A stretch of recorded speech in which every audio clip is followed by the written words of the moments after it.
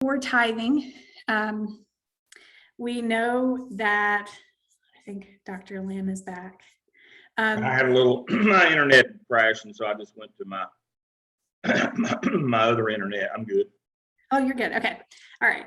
So tithing, we know that more money equals more resources. Typically, more people or people with more disposable income tend to tithe more to the church. And so those people are very important to consider. But also, we want to look at the trends with tithing. So the literature, as well as personal experience, just says that people who tithe consistently will be those people who also tithe more when they have more disposable income. So we're looking not only at the amount of money that's being tithed, but more importantly, we're looking at the groups of people that are tithing. So are those younger parents tithing? And it doesn't really matter to us how much they're tithing, only that they have made the commitment to tithe to the church on an ongoing and consistent basis. And so that indicates a commitment to the church, and we're able to determine that we will have sustained resources if those people continue to tithe. So we're looking for those trends in the data. The second is engagement. So we know that it is important for churches to maintain engagement through things like volunteering and through things like personal engagement, through Bible studies, through small groups. We know that as churches grow, the need for engagement grows such that members are more involved if they are plugged into a smaller group rather than just one of many people in a congregation. And so one of the things that we'll be looking at are where are the opportunities for people to engage at a smaller scale. How many of your members are engaged in small groups and Bible studies, and have those opportunities to build meaningful connections rather than just being one among many people sitting in the congregation on a Sunday morning. And then the third is outreach. And that really just gets them to the door, right? Gets people interested in your church. You're visible, it gets people there, and then it's your job to really engage them from that point. The external factors that we're considering from literature just include the growth of industry, schools, new neighborhoods or existing neighborhoods, and then the proximity to the highway. So how visible is your church? How easy is it to get to? And then with more people coming into the community, you will see an increase in the number of people attending your church. And again, that's just people getting in the door. That doesn't necessarily mean that they will come back. So those are just two things that we're looking at from the literature. So the methodology that I chose to use here is a convergent mixed methodology. I'll be looking at qualitative data, and then I'll be independently looking at quantitative data and comparing those results to get a more complete picture. The qualitative data project, I'm primarily using open-ended questions with stakeholders from the church and the local government. So again, this internal and external perspective. What does church growth look like from an internal perspective? What resources should we consider? How do you sustain church growth? Do we have the programs in place to engage members once they come in the door? What are the gaps that you see? Do we have enough volunteers to sustain the growing programs? Do we need more children's leaders? Do we need more small group leaders? What does that look like? And then do we have programs in place to develop new leaders? Who is tithing? And are they doing so on a consistent basis? And then one important thing to consider is as you attract these younger people with young kids, are you willing to accommodate a different vision or doctrine? And if so, are the members who are currently here willing to stay? So again, that's that engagement and that commitment to the church. If you adopt your doctrine to fit a younger generation or adopt your method of outreach to fit a younger generation, will the people who have been there consistently stay with the church, or will they leave? And so that's just another important consideration as you consider growth overall. And then externally, what does the development look like around Farmington? Not only the development of the land, so there's a significant amount of farmland around Farmington. Will that continue to be farmland, or are there future industries or commercial zoning that's being done for a purpose to bring in new jobs or bring in new neighborhoods or housing developments in that area? And so those are really the two perspectives we're going to be looking at from the qualitative data project. And then the quantitative data project, we're going to be looking at mostly trend data. I have 3 different sources that I'm pulling from. So the first is a mission insight report, and that is directly from the Southern Baptist Association, and it looks at the 3-mile radius around Farmington Baptist Church. It looks at the demographic of the people, the average income, the population growth, and it's to be used to take into consideration to help you tweak your outreach. Then we have the Church Center app data. The Church Center app is a program that the church pays for and tracks all of their attendance through. So not only, how many people came to the chicken stew for Halloween, but also how many people are coming on Sunday, how many children are coming to Awana, how many families are showing up, how many kids do those families have, who is tithing, what age groups do they fall into. And so all of that trend data will be used. And then we are asking for census data for the surrounding community, just the area around Farmington, how many people are moving into really that 5-mile radius that we're concentrated on, with the new industry, the new school, all of those things coming in. So with all of this data, we hope to use a regression analysis because that's a predictive tool that we've all been introduced to. So using a regression equation, we hope to plot a regression line to predict future church attendance based on community population growth. So in this model, our dependent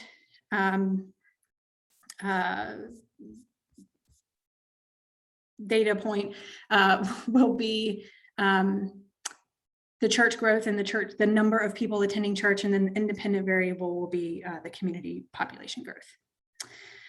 So in a year, I'll be very happy to share with you the findings and recommendations, as well as the action plan and project deliverables. But for now, does anyone have any questions?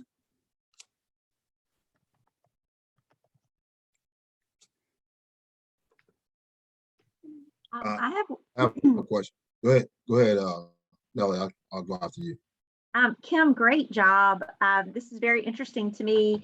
My question is, how easy has it been for you to access data like who's tithing? Because oftentimes that's really tight, like there's one financial secretary that knows that information and it's really kept tight. So has that been difficult for you, or?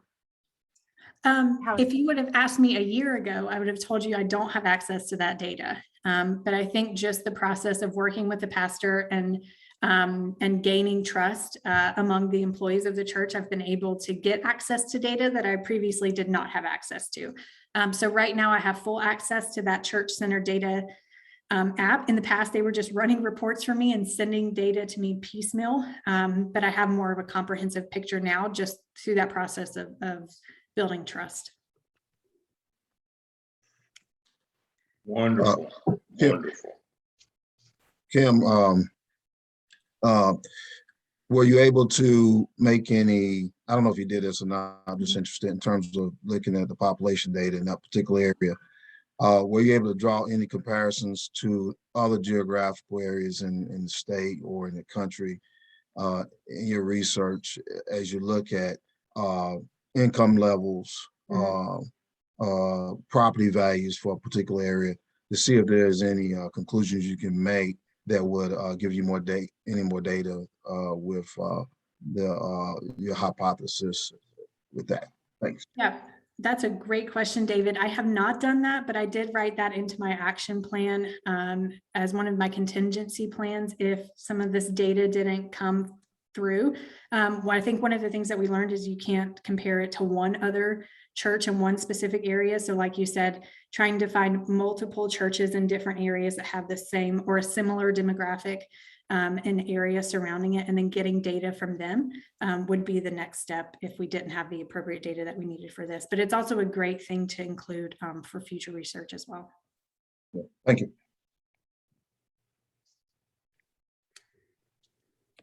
Excellent.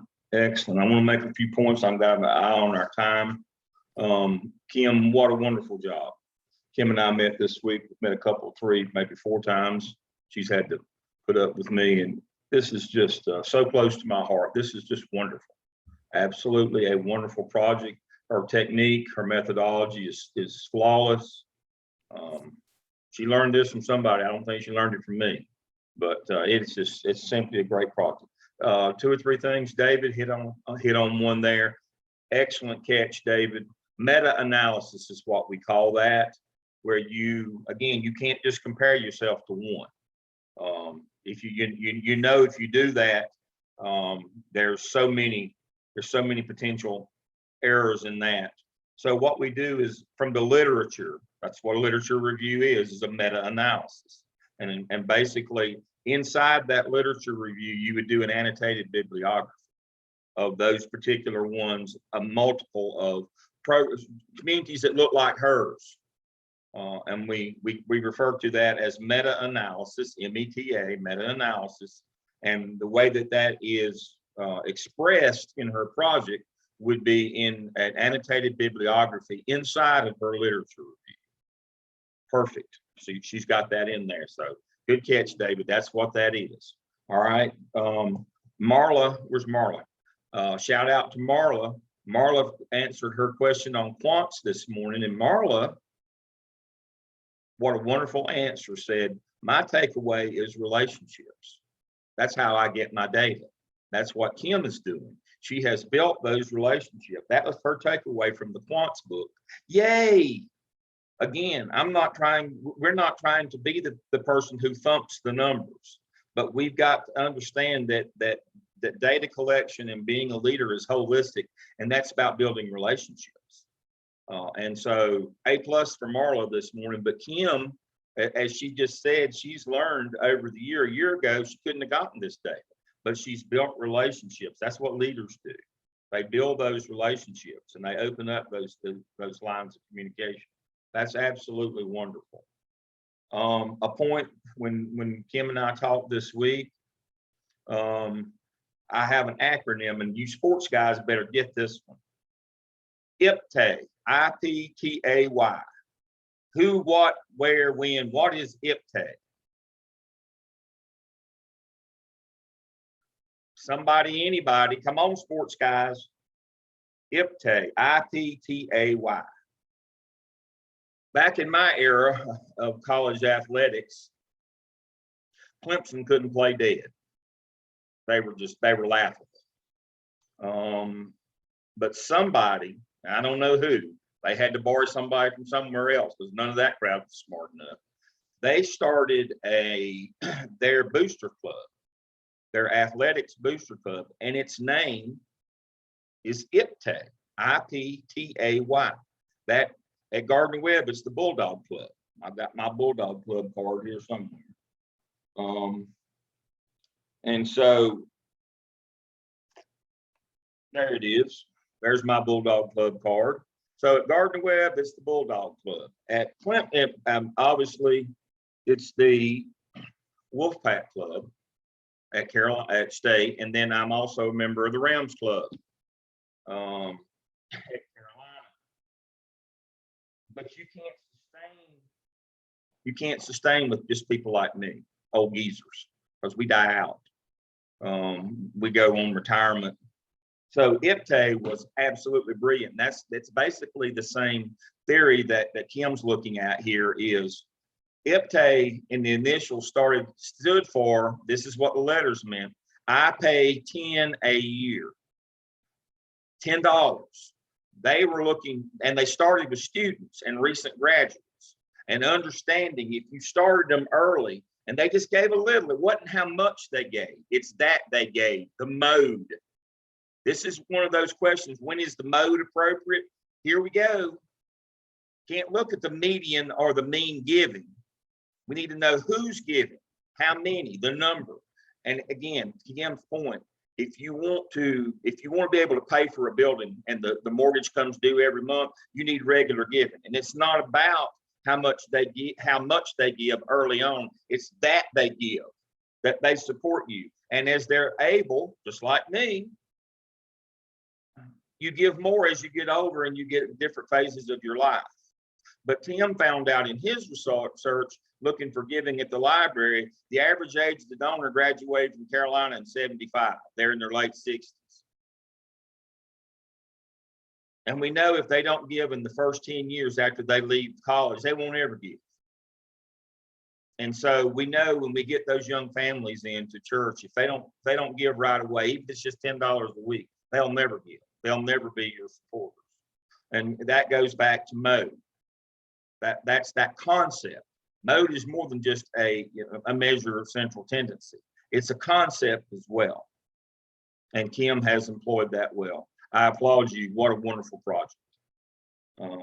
It not only technique wise, but the actual purpose, the reason for the project. What a wonderful project. Thank you for that this morning. Wonderful, wonderful, wonderful. I had somebody else who reminded me, he said they were going second this morning. David's going to go third and Tim's going to go fourth. So who told me they were going second this morning? Oh yeah, Heather did. I'm sorry. That was me. It was Heather, David, and then, David and then Tim. All right, fire away.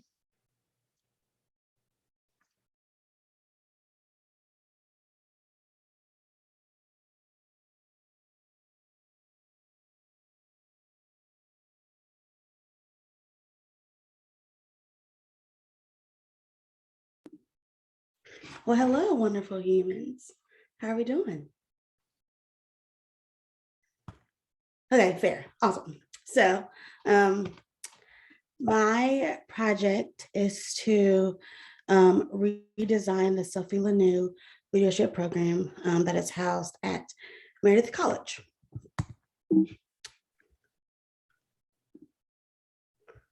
So, the research shows that leadership development programs have been increasing in popularity in the past couple of decades. We are learning now that employers really want their students to have learned those soft skills, and they learn those soft skills through leadership programs at institutions. So the Sophie Lanou program is housed at Meredith College in the Student Leadership and Success Office. This office serves all of the Meredith College population, which is about 1,500 students undergrad and about 500 students in graduate programs. So this office hosts all type of traditions, all the programming that you see that's campus wide. This office will host all of those things. So the SLS mission is that students will develop the knowledge, values, and global awareness necessary to foster leadership and responsible citizenship in a safe and inclusive learning environment. And what I found is that what I love about Meredith is that it is a women's institution, and I found that, well, A, there aren't very many in the world, and B, they don't particularly develop leadership programs on those campuses. They don't really exist. And so I thought this was a really great project to tackle because it's not really researched as much as it should be, nor does it exist a lot.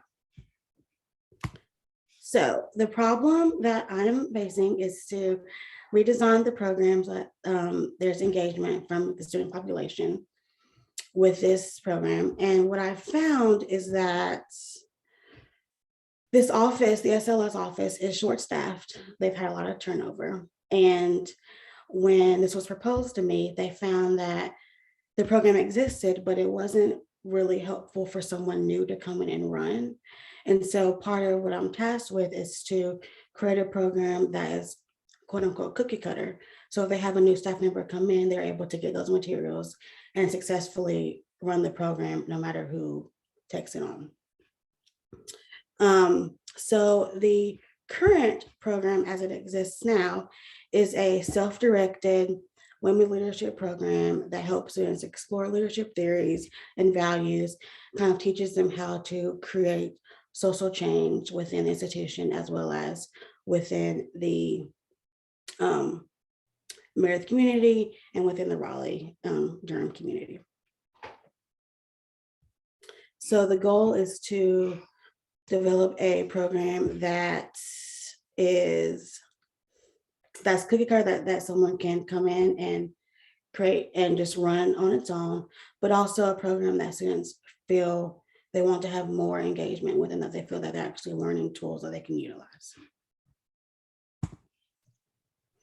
So my research questions are looking at how do students and staff view culture of the SLS office, and what tools and skills would students like to develop through this program. So the goal is to understand how students view the SLS office, what do they want to learn, and then combine that data to create a program that's going to be inclusive and that students actually want to participate in.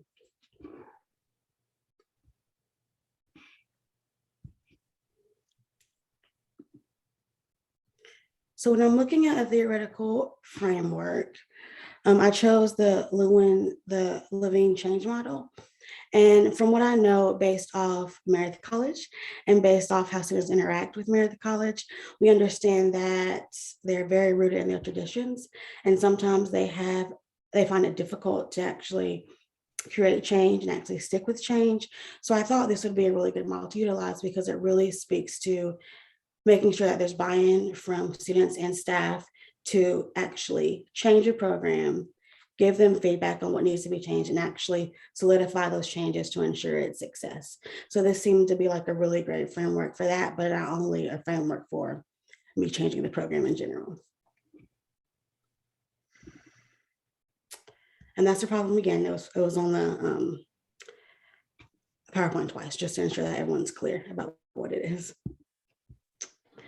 And so when looking through the literature review, there were several solutions that students and staff found to be successful to create engagement with leadership programs. The first was that a leadership program should include a mentor-mentee relationship of some kind. We found that students were more likely to engage with the program and actually complete it if they had someone who was guiding them through the process, someone who was supporting them, and someone who actually was pushing them towards success. The other solution was to give students the opportunity to utilize and practice their skills learned in real time. So students really wanted to get out into the community, showcase the values that they've learned. They wanted to get involved on campus and show their leadership skills in leadership positions. So really allowing them to take the tools that they've learned and put them into real life situations. We found the research found it helpful for students to complete the program and not only bring in new participants for their friends or peers to actually create a longevity of the program. And the last solution is that the program should include relevant content that correlates with the students' lived and current experiences. As you all know, students are constantly changing and evolving. And in order for them to actually want to be engaged, they're going to want to learn about something that is interesting and unique to them. And so ensuring that the program theory model and that the content and the humans who deliver this program to them is actually someone who they care about, someone who they want to interact with, and that the content is actually reflective of who they are as human beings.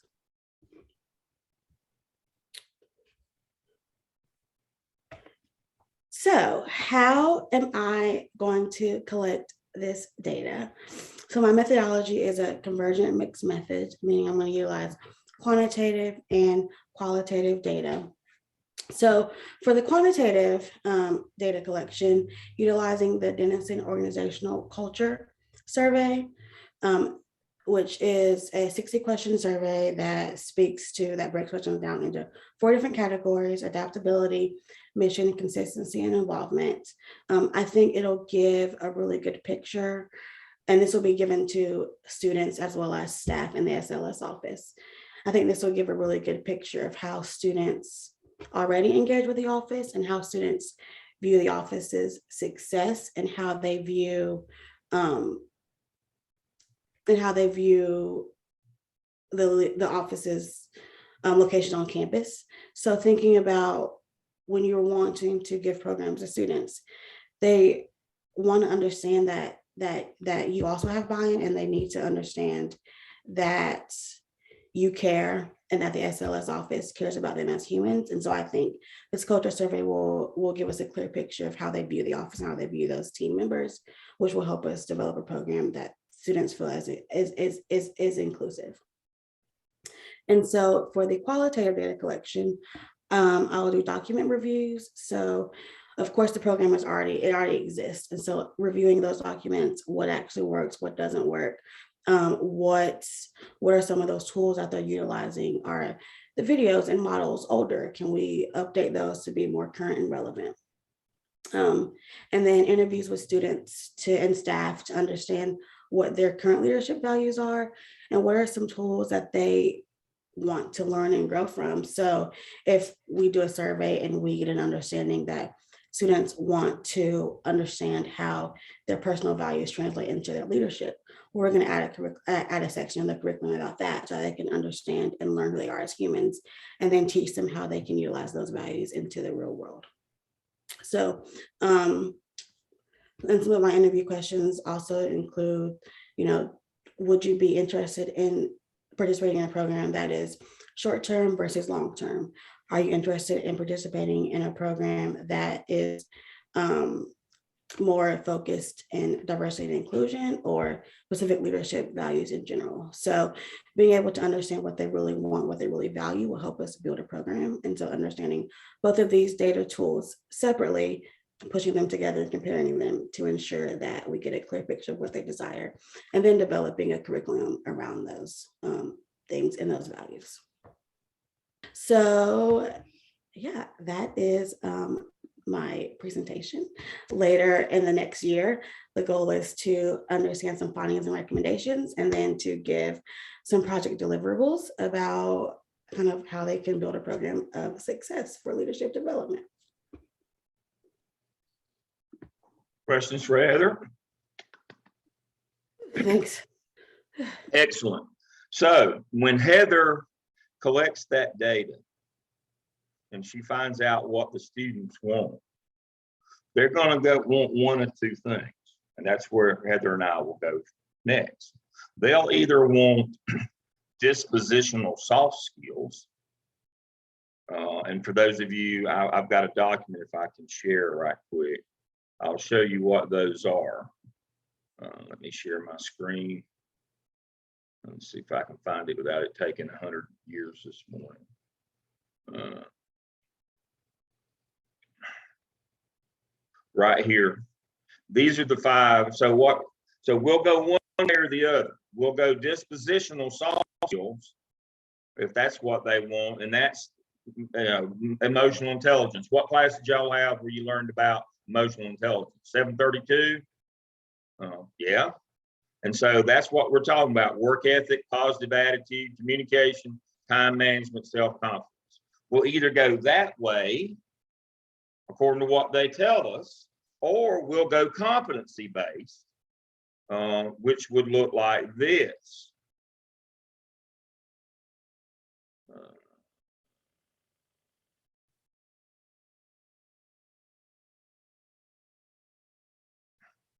Communication, judgment, creative thinking, technology, visionary, sensitivity, personal responsibility. These are actually specific skills that you would have to have the opportunity to develop and to use in real life situations. There's 21 of them. Time management. This drills down: global perspective, change management, delegation, personal ethics and values. I won't belabor the point there, but the notion here is Heather will find out what they want, and that's the piece of this that's important. Again, she's not a solution hunting a problem, telling you this is what you need. And see, that's the way you're supposed to do this. The ethics of the research is you go in and you find out what they need. You don't go in a priori and say, you got to have this. Now, once they tell her, we'll go one direction or the other. We'll go dispositional soft skills, or we'll go competency-based, which is more an academic, a more job type, a more curricular type approach, but it's according to what they want. What again, back to social systems, Denison, that kind of thing. What they want's got to be what we provide them, or what she provides them. And so theoretical underpinning in this one is absolutely fabulous. You know, I was so happy to hear Heather say, we'll go the direction they tell us to go. She's not already said, I know this is what I want to do. No, that's in a case like this, that's not appropriate. That again, we talk about I beat you every week with ethics. But you have to be, because it's, you know, nobody's watching over your shoulder. I won't be with you every minute. And you have to know these things. And so I applaud you, Heather, for your approach. It's wonderful. Absolutely wonderful. All right, David, you the man. Okay, let's see if I get this technology right. Share my screen.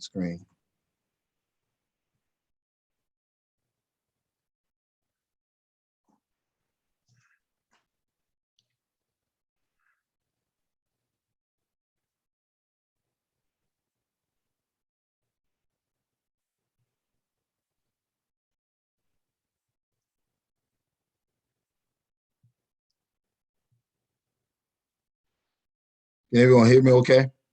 Yes. Okay. Thank you, Dr. Lamb and cohort. Thank you for the opportunity to present this morning. And thank you for allowing me to go early. I certainly appreciate that. I want to start out by talking a little bit about the organization I'm working with, and that is Anson County government. And so we've been working with them for quite some time now. And I did want to point out that the mission statement, and I ask you to pay particular attention to that mission statement on the screen if you can see it. The mission statement is to protect the health, safety, and welfare of the citizens of Anson County through responsible land use planning and development. So we'll start with that premise in terms of the mission statement, but I want to start out by giving some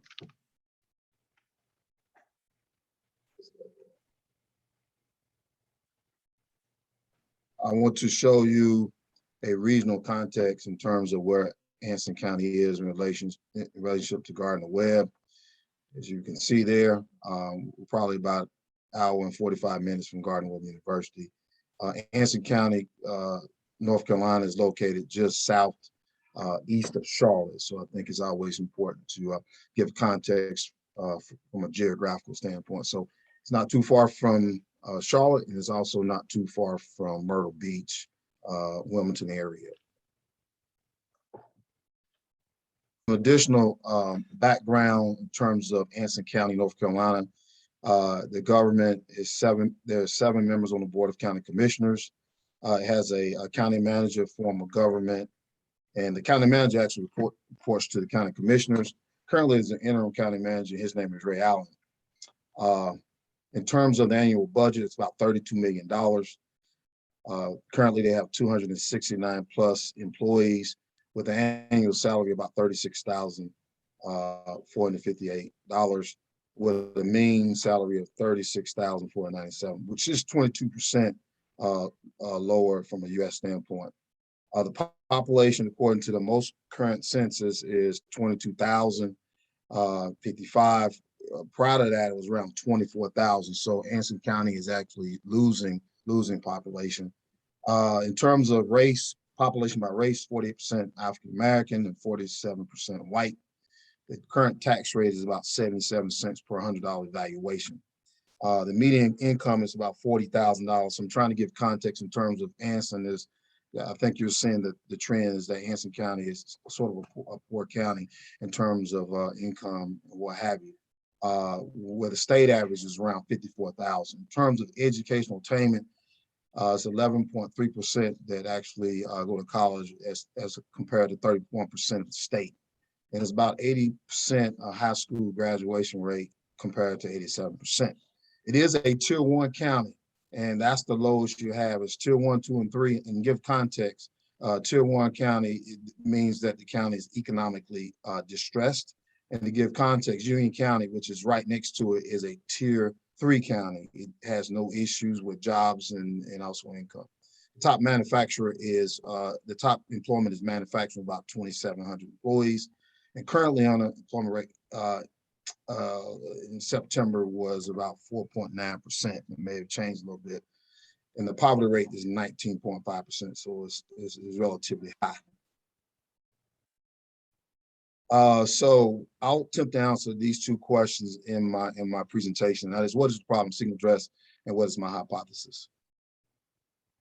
The problem is, first, is that Anson County, North Carolina, does not have countywide zoning to regulate the land use in the rural areas portions of the county. And this is a problem for the organization as a whole. If you recall, the mission statement was to protect and promote health and safety and welfare of the citizens. And currently the organization receives hundreds of complaints for zoning issues. The problem is that the organization doesn't have a tool in place to deal or remediate the situation. So the organization from a community standpoint is viewed as the bad guy. The county is not doing what it lives up to, the mission statement, what we've been taught in class. We can always point to that mission statement, so we're using that. And the importance is to help to increase jobs, economic development, increase the property values, advance planned growth, smart growth, and a safe and healthy environment when you implement zoning from a community perspective. And so some background on North Carolina and Anson County in context. Counties in North Carolina began to zone jurisdictions around the 1950s. Cities did it much earlier, probably around the early 20s.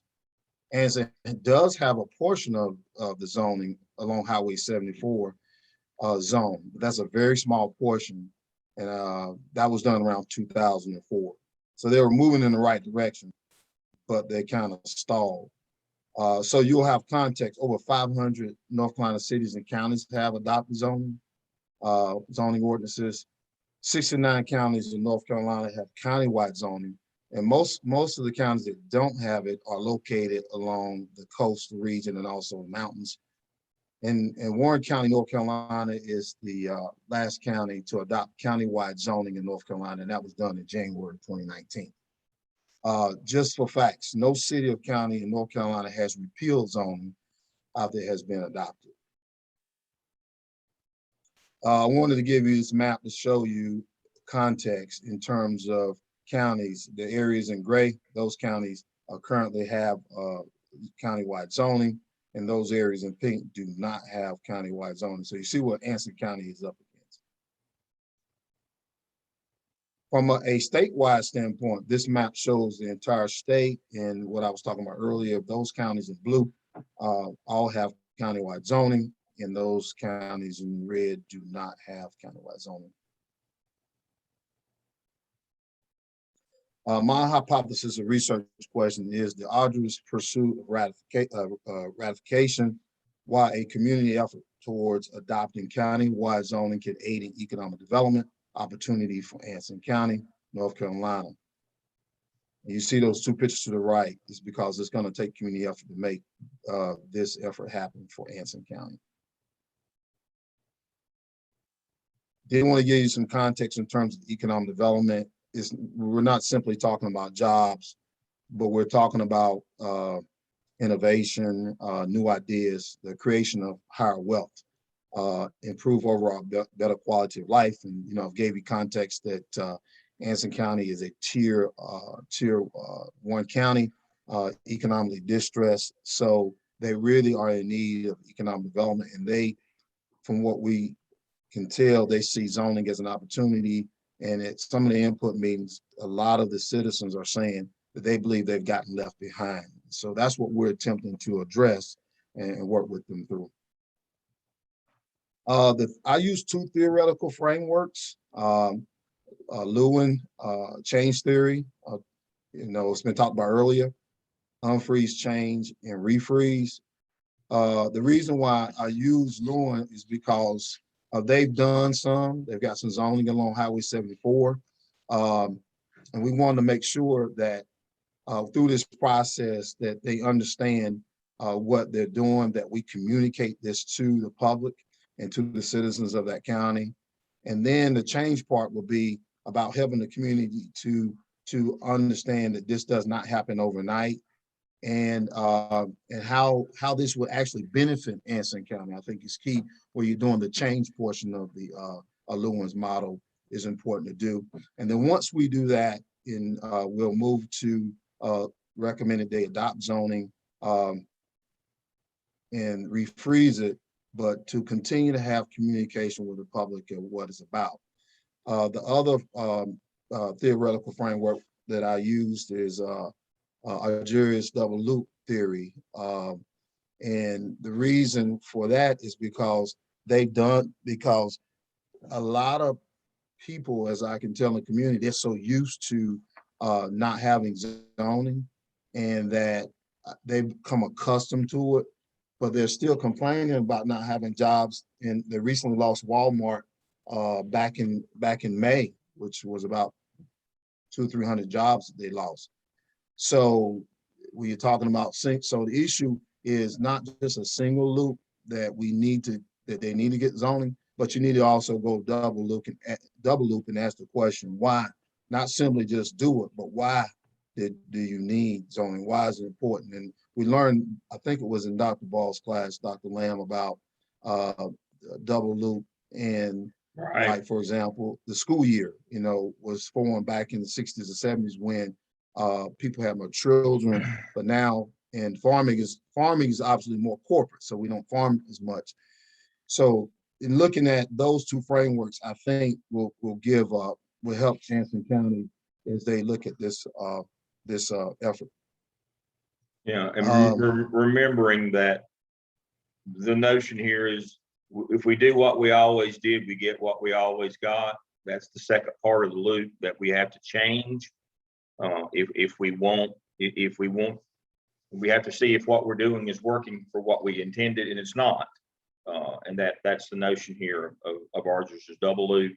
And the personification of that in common culture is the theory of insanity. Do the same thing over and over again, expect a different result.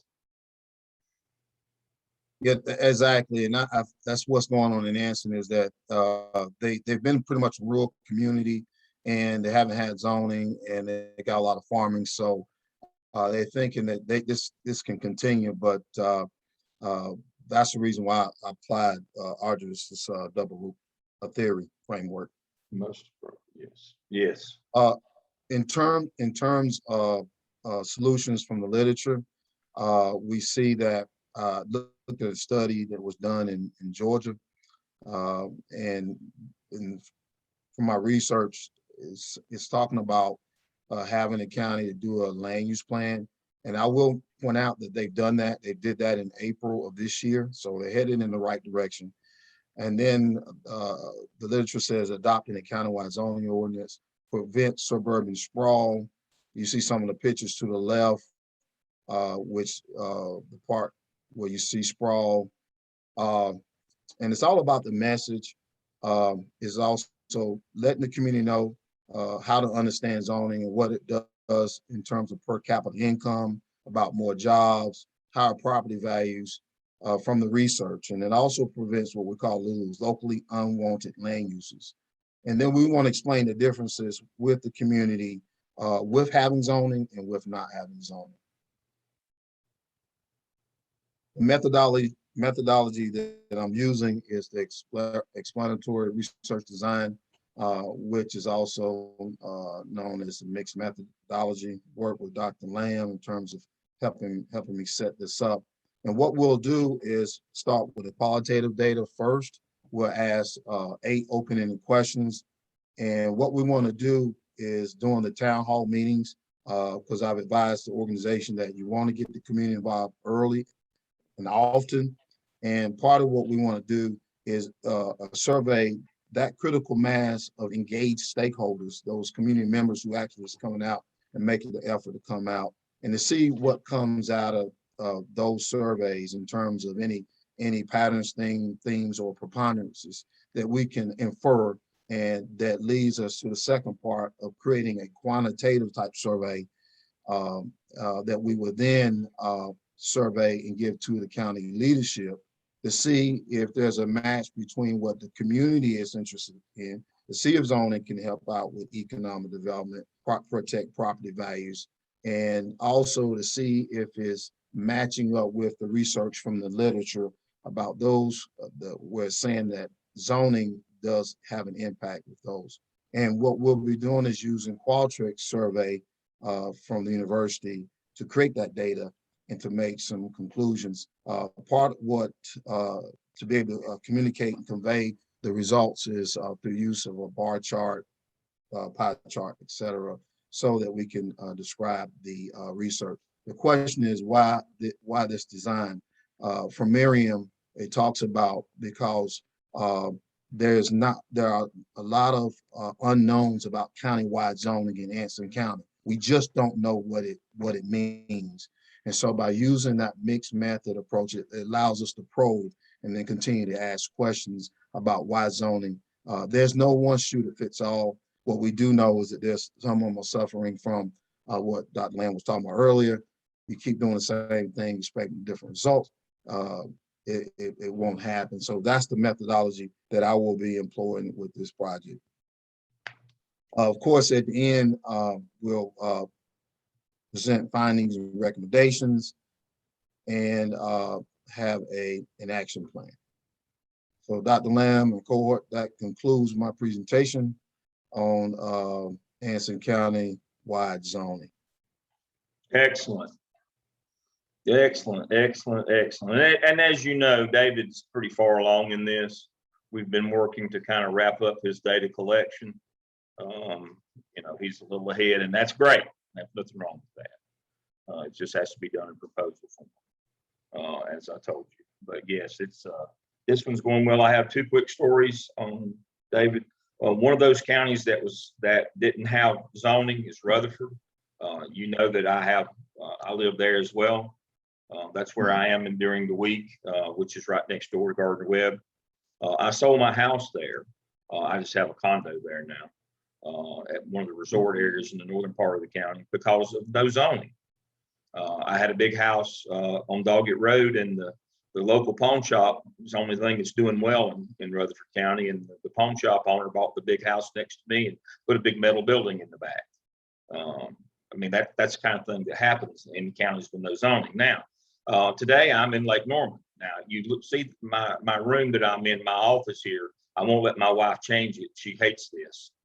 It's my man cave here on the first floor because I like the sun. I can see the sun from that window and the lake from that window, and so I won't let her bother my office here. But I'm in Cornelius, which is the wealthiest town in North Carolina because it's here at Lake Norman.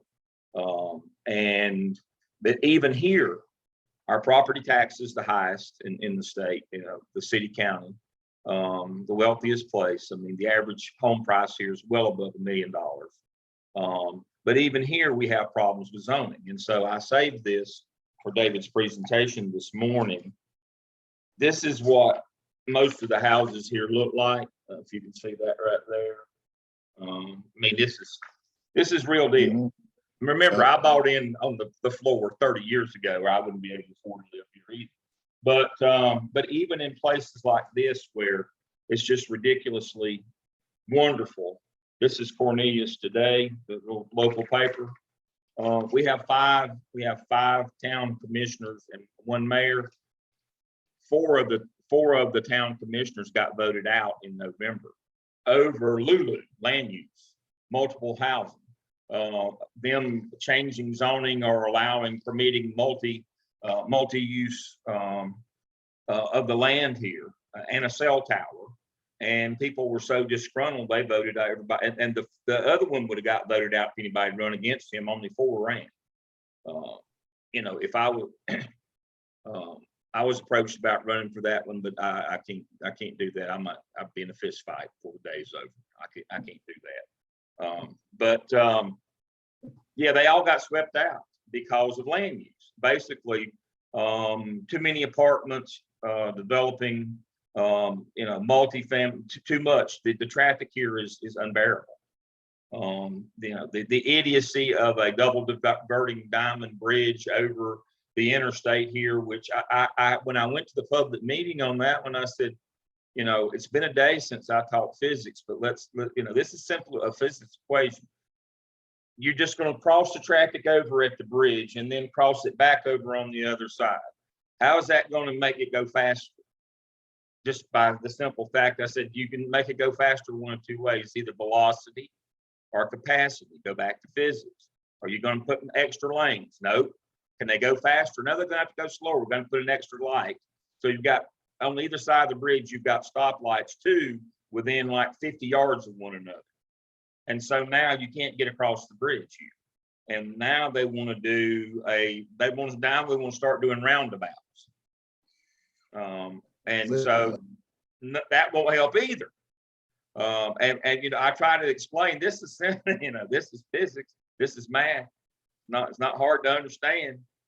But apartments, oh my Lord,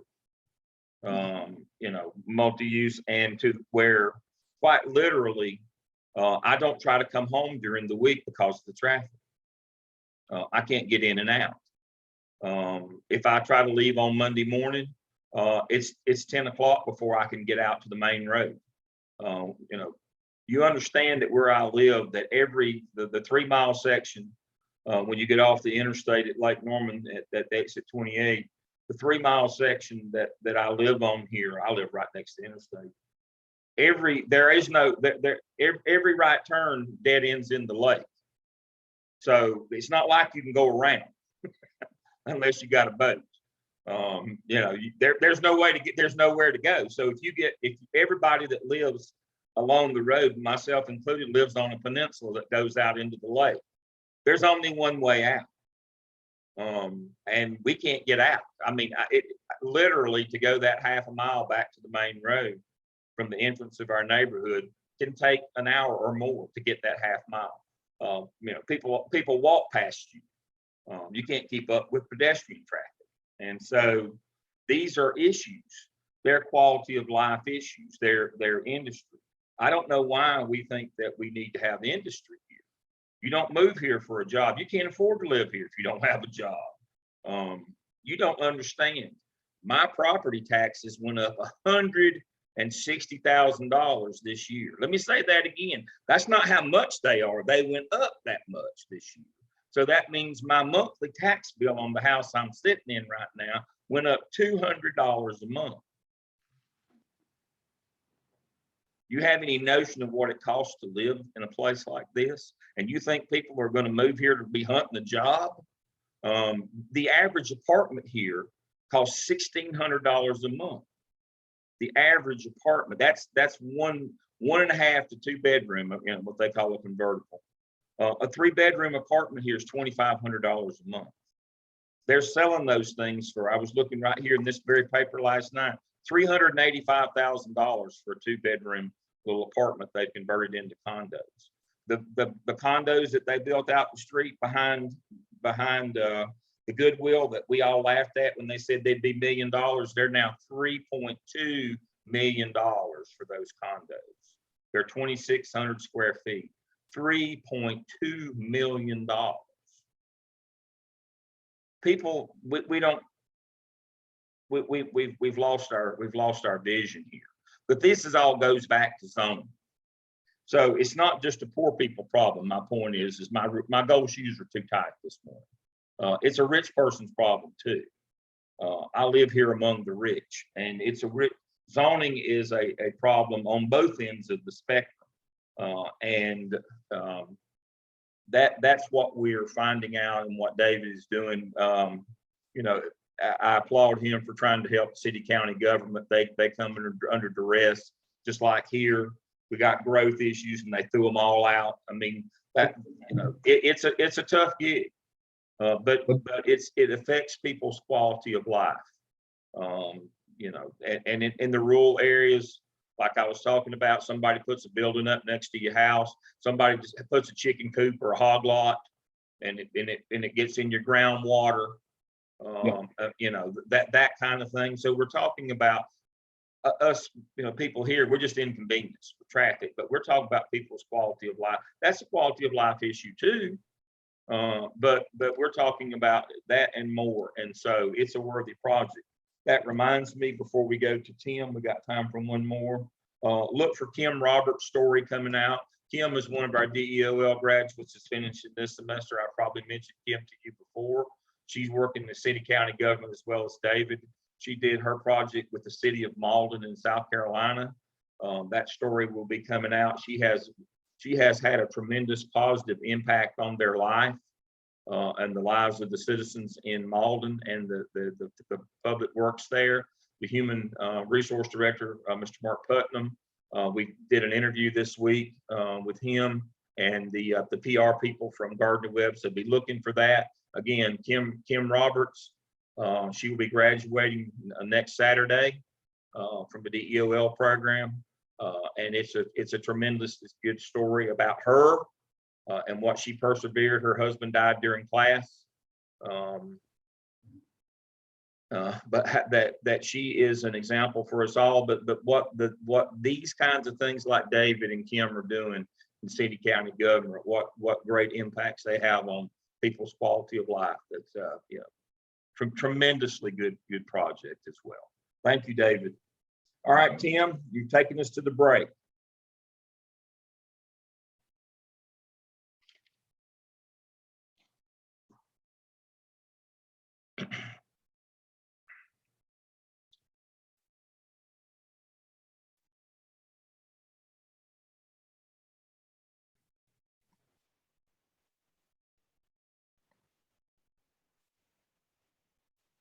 Can everyone see? We can. Thank All right. you. Well, good morning, everyone. I will be presenting on the University Library's Annual Giving and Donor Relations Project, which is the organization I'm working with, and hope you all find this interesting. So just the introduction, the University Libraries at University of North Carolina, Chapel Hill is made up of 12 libraries on campus. They're all included on this screen. And we all fall under one name, which is the University Library, so one university. The libraries touch every discipline on campus, and the work that we do is critical to the campus, community, and society. I shared some links in the chat. When you get an opportunity, please feel free to look at that. Look at those. Those are just some examples of the work that the library does, and it shows how they connect with Carolina campus and North Carolina, as well as the South region, and then also the state, and then globally. All right. Next, I'm going to move to the problem. So the university libraries, like many organizations, are in the midst of budget cuts due to COVID. A lot of places have experienced cuts due to the pandemic. These past 15 months have been unprecedented, and so the university libraries is not like any other. On top of the cuts from COVID, there's been a trend for higher education where federal and state funding has been cut, and this is seen in both public and private institutions.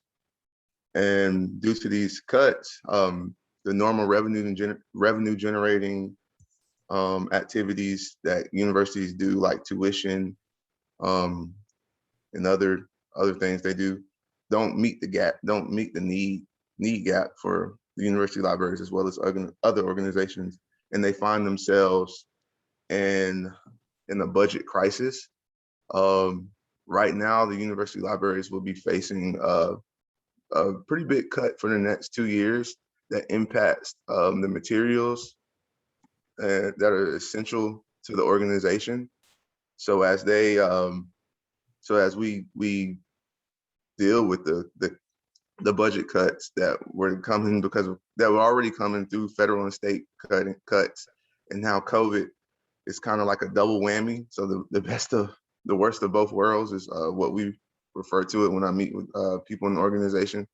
And yeah, so that's the overview of the problem.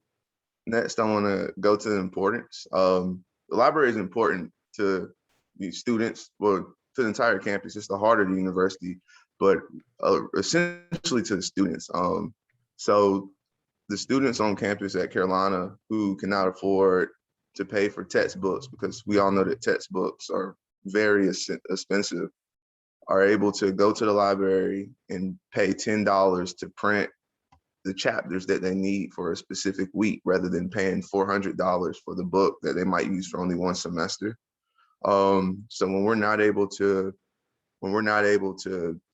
do those type of things, to purchase the material that we need, it impacts the student. It also impacts research. One of the links that I showed you is a link that explains how the university libraries partnered with Johns Hopkins University in discovering the initial work that created the vaccine for COVID. So when we're not able to purchase like the scientific material and all of those kind of research things that support our public health unit and all of these different areas, it impacts the university's research. And finally, like I said, if we're not able to do that, it will impact NC North Carolina, and it would also impact really areas beyond, because Carolina is really a pillar for a lot of the research that we do contain, a lot of the collections that we do have. So next, I want to go to my research questions, and they're on screen. They're on the screen, and I want to read each one just so everyone can say, and I'm going to fix my Zoom box so that I can read them. The first research question is, how can the library increase the annual number of donors and dollars needed to overcome the budget cuts and fulfill the needs of their mission? Next is, what sustainable practices can the university libraries implement in yearly activities to increase the financial gaps presented by the new budget cuts? And finally, how can the library get their message to the appropriate people who will be interested in supporting the work the library does? All right, now moving forward to my theoretical framework that I'm going to use to address those problems. I will be using Lewin's change. So development in general, which entails a lot of different moving pieces, but mostly, because I'm speaking of annual giving and donor relations, it really pertains to these two. Is a fast changing industry. We have to make quick changes to meet the needs of new information that goes out. For example, we recently were going to send out an communication to people, and we thought it would be on one topic, but then we had some pretty drastic events happen on campus, so we had to totally readjust what we wrote and who we're sending it to not be tone deaf. So because Lewin's change theory is unfreeze, and then you have the examples here, then change, then refreeze, I felt like this would be the best theoretical framework that would allow us to continue to have the goal, which is to raise the money to meet the needs of the organization, as well as change some of the things that we need to change to be successful. Moving forward, I want to just state the problem again. So before the first slide that I presented, after the first slide I presented that said the problem was like just the overview, but I want to actually read the problem to you all. And I think this will make sense as I go to my literature and then go to how I plan to collect data. So the problem is, and I'm going to read directly from the screen, how can the library grow its annual donor and dollar amount to address its budget needs to continue to support the constituents and work? So this is really the problem that the libraries is facing. We have a gap that needs to be met. We don't have state funding like we used to, and that's been cut, and it's been on a downward trend for the past 5 years. And now, as a result of COVID, we have other cuts to the university that are forcing us to have to figure out what we're going to do to be successful. So that, because when we're not able to do what we need to do, it impacts the students, faculty, staff, and the community. So that's the problem. And now, moving to my solutions from literature. So I have these four authors, and they're writing. And I know you're looking at it like, these are just, what is this? So I want to explain it to you. So the first author talks about the 8 phases of successful annual giving in a successful annual giving campaign. So part of the problem, part of what I want to solve for the library involves the annual giving process. So these 8 phases are things such as develop a marketing strategy, launch a campaign, track donors, track your progress, establish a campaign team, all of these best practices.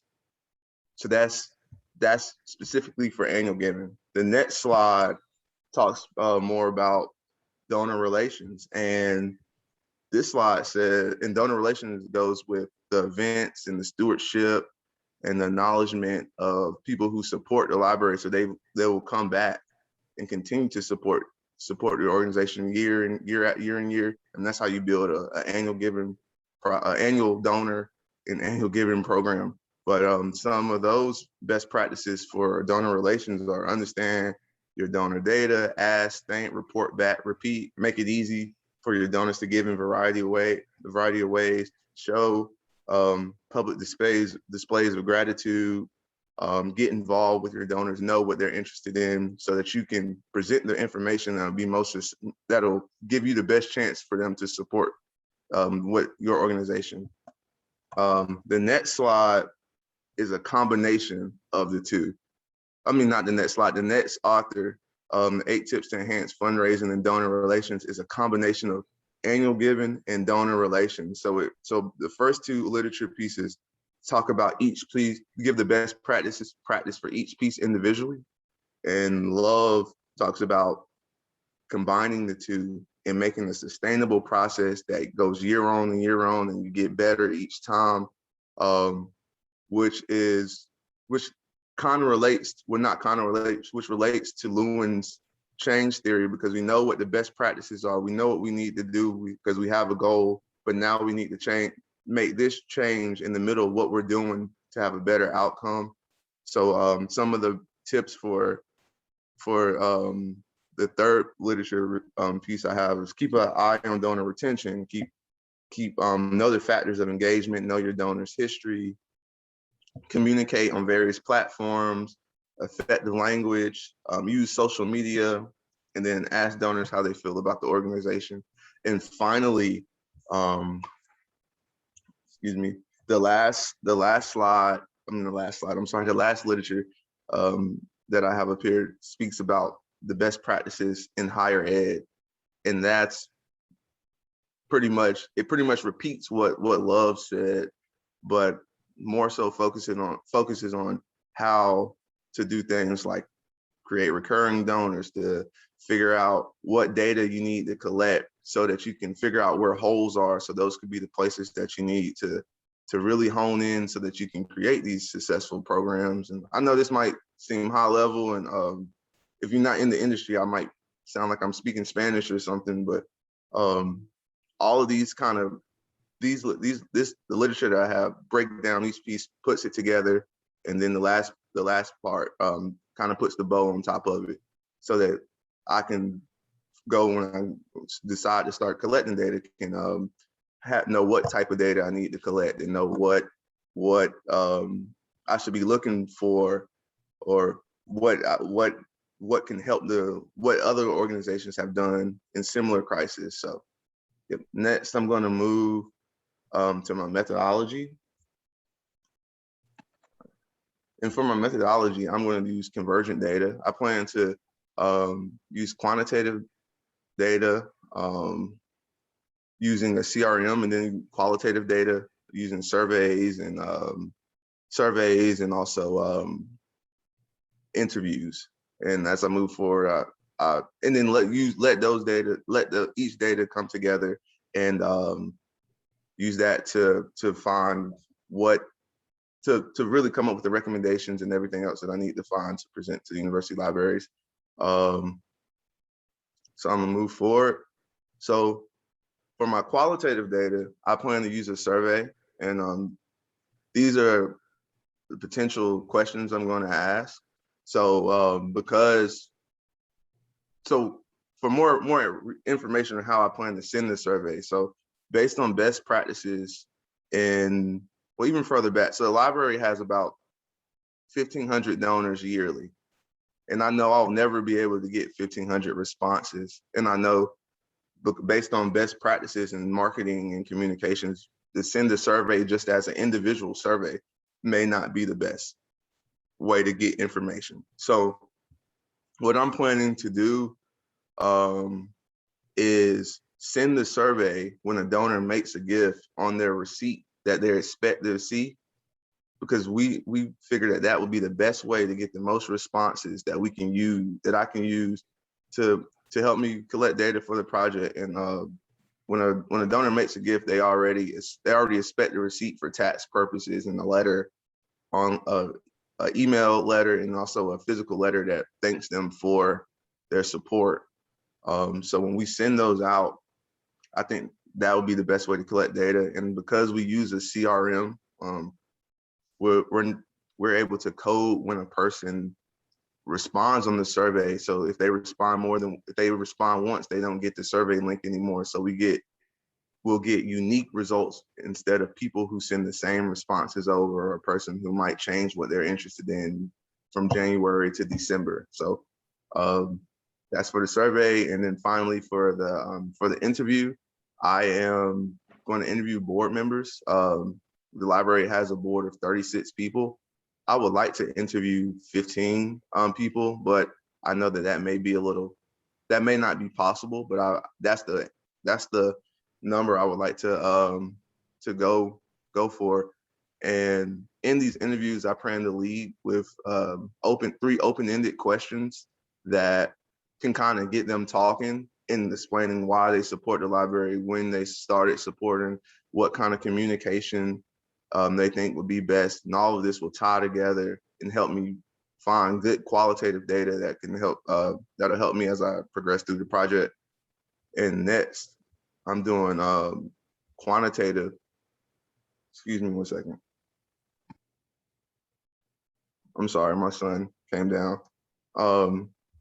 Next is quantitative data, and we use a CRM at UNC, at development in general, and it's called Davy, and it can track almost anything you want. It can track when a person clicks an email, if they forward an email. It can track if they delete the email because they weren't interested in it. It can track, well, it might not be able to track if they delete the email. I might have got too advanced at the time. It can track if a person, what links they click on to see what they're interested in. So our CRMs are very, very complex and very savvy.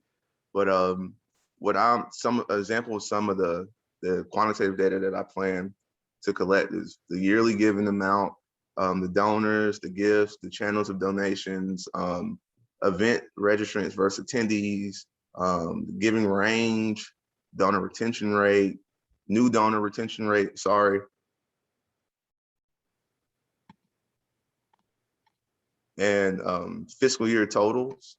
And based on the literature that I read, going back to the literature that I presented, some of these items are what people pull to paint the picture, to know where the holes are in the organizations, to figure out who needs to get more communication, what segment of people need to get honed in on so they can be presented with information to get started sooner. So for example, Dr. Lamb talked about how one thing I shared with him, that our donor base average class year was 1975.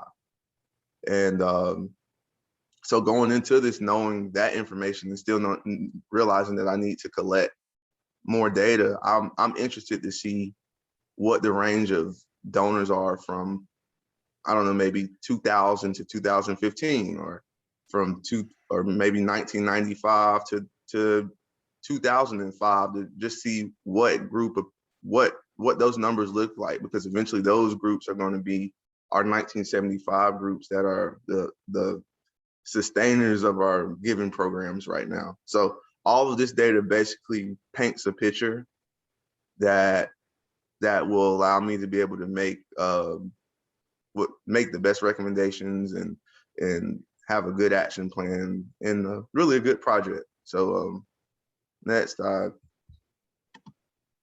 forward.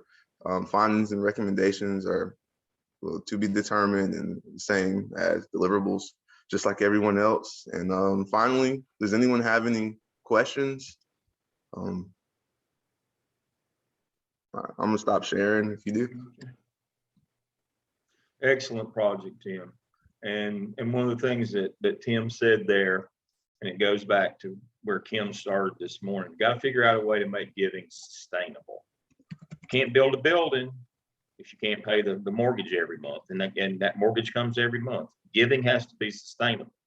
And that's what Tim's working on, is how to get more, but how to get it sustainable. The problem with whales, the old people like me who give money at the end, they die. And when you get money from them, unfortunately, it might be significant, but it's usually one time. It's when they die, or it's a bequeath or whatever. What you really need to replace consistent funding is consistent giving. As Tim was talking about early on, the amount of the appropriations coming to the library has been decreasing over the last 5 years. That's your annual amount that you get from the General Assembly. We won't get into why the General Assembly don't want people to learn anything. Helps one party at the voting booth if they have an ignorant electorate, I guess.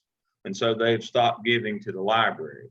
But you can't replace money that comes every year with money that comes one time. You got to get a consistent, sustainable giving pattern.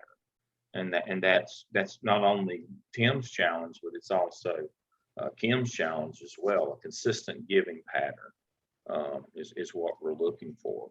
His technique, again, is flawless. It's wonderful. He's doing a great job. He's got a lot of this stuff done. Again, I applaud him. I spent a day or two in the library there myself. And so it's a project near and dear to my heart. So wonderful job, Tim. David, yes. Quickly, Tim, you were talking about those years, and that kind of intrigued me.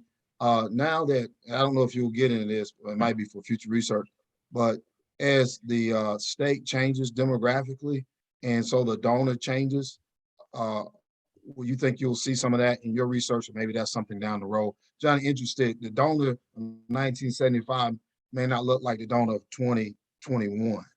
That's what that's what he hopes.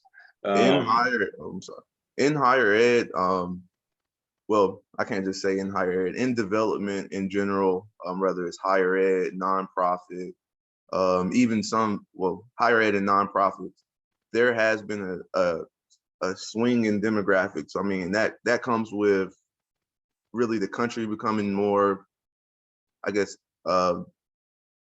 racially ambiguous, where everyone's starting to, we're all starting to commingle. And as that happens, and as really people become more progressive, I mean, you still have the areas where it's not progressive. Like I have to go to Johnston County sometimes, and that's not very progressive. But but as areas come more progressive, what donors support and what donors look like is changing. I think the biggest issue, and this may be a little further, I'm just saying, I think the biggest issue is the age. Like we need to start getting, so I graduated from undergrad in 2018. So my window to get engaged with Central is between 2018 and 2028, like Dr. Lamb said. So we need to start having people who really come back and hit up the people that were in those 10-year windows. Because if you can do something, if you start doing something young, when you get older, it becomes a habit. And, I guess for people, I think they don't hit their financial prime until 45 to 65. Yeah. So when they hit that, your earning prime, and you have money to play with, and I hope to have a trust one day for my family and my kids. But when you have that kind of money, you have the tax perfect things that you need to do, it becomes easier to support what you've been supporting. So if I've been supporting the food bank of Durham, since I was 18, since I graduated in undergrad, and I would give, $10 because that's all I could give. When I'm able to give $10,000 and it feels like giving $10, I'm gonna continue to do it. So I hope that answers your question. That's perfect, Tim. I mean, that's exactly it. If we get them younger, if you can get them younger and get them again, if they don't give but $1, but they have a relationship. And that's what we're talking about here. Giving is about a relationship, a personal relationship from endowment or foundation or whatever, but it's a relationship. And, and it's usually a personal connection. Not too many people who aren't graduates of Chapel Hill are going to give to their library. There's got to be a personal connection, and you build on those relationships. You get them giving early, a little. Again, Clemson, I give 10 a year. That was ingenious. I know it couldn't have been a Clemson grad that thought that up, but somebody did. And the whole notion is, and now the gag on that is IPTAY now stands for I give thousands a year. But it started out, I give 10 a year. Young people. One of the things that, when we go to the reception, we'll have the College of Ed, we'll have a program and reception over at Tucker, but back in immediately before COVID, for years, right after graduation, we did a reception over at Tucker. And my program, our add-on licensure students, they weren't being invited. And I said, why not? They said, well, they didn't graduate. I said, but they've got a certificate. They are alumni. And so we set up over there and started a certificate program where we ordered from Jostens like everybody else's, and had the alumni group, the alumni table set up right next to us so that our folks could sign up that, and to get them to understand, you need to sign these people up today. They're here in their regalia, they're happy, it's a big day for them. Get them to sign up. Maybe you get $1 or $2 out of it. Get them started the day that they graduate. That's when we start. That's the notion in foundational giving is we have to have relationships, and it's usually somebody that and it has to be a burning desire. And Tim has seized upon that. He's doing a great job with this project. It's a very worthy project. Again, it can help a lot of folks. Hopefully it can change lives. It can provide opportunities. And so it's a wonderful thing. I couldn't be happier. Tim, great job. All right, we're going to our break now. It's 10:42. We'll be back at 11 o'clock. And we'll continue. Whoever wants to go next, just put it in the chat. When I come back off break, I've got to answer all these emails, and I get back off break. We'll continue at 11. Thank you.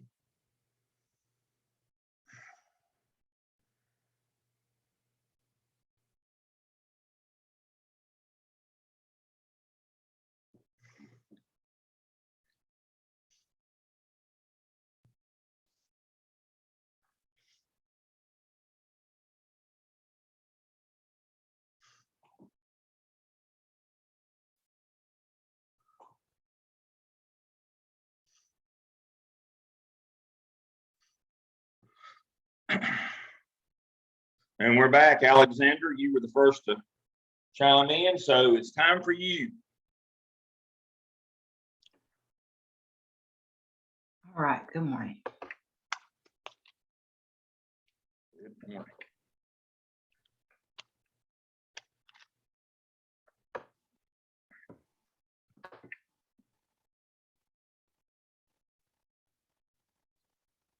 All right, can everybody see my screen? We can. All right, and can you hear me okay? Yes, we can. Wonderful.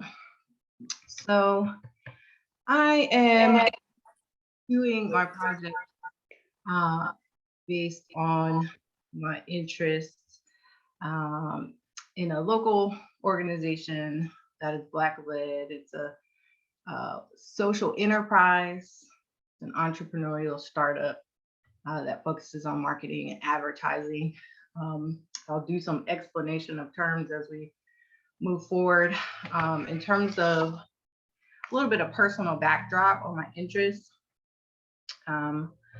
this photo is one that's near and dear to my heart. It is not directly related to my line of study, but it very much is informing the interest that I have in this topic at hand. These are my family members. This is my great-grandmother, my paternal great-grandmother, my great aunts and uncles, and my great-grandfather to the far left here. So I come from a long line of Black entrepreneurs, and creative entrepreneurship and social enterprise have been a fundamental part of shaping who I am, how I operate, what my interests are. And I've always been very interested in Black leadership and entrepreneurship, and how that relates to creating opportunities, how that relates to social and economic mobility for other people of color. So predominantly individuals that make opportunities for their families, that in turn create opportunities in their communities.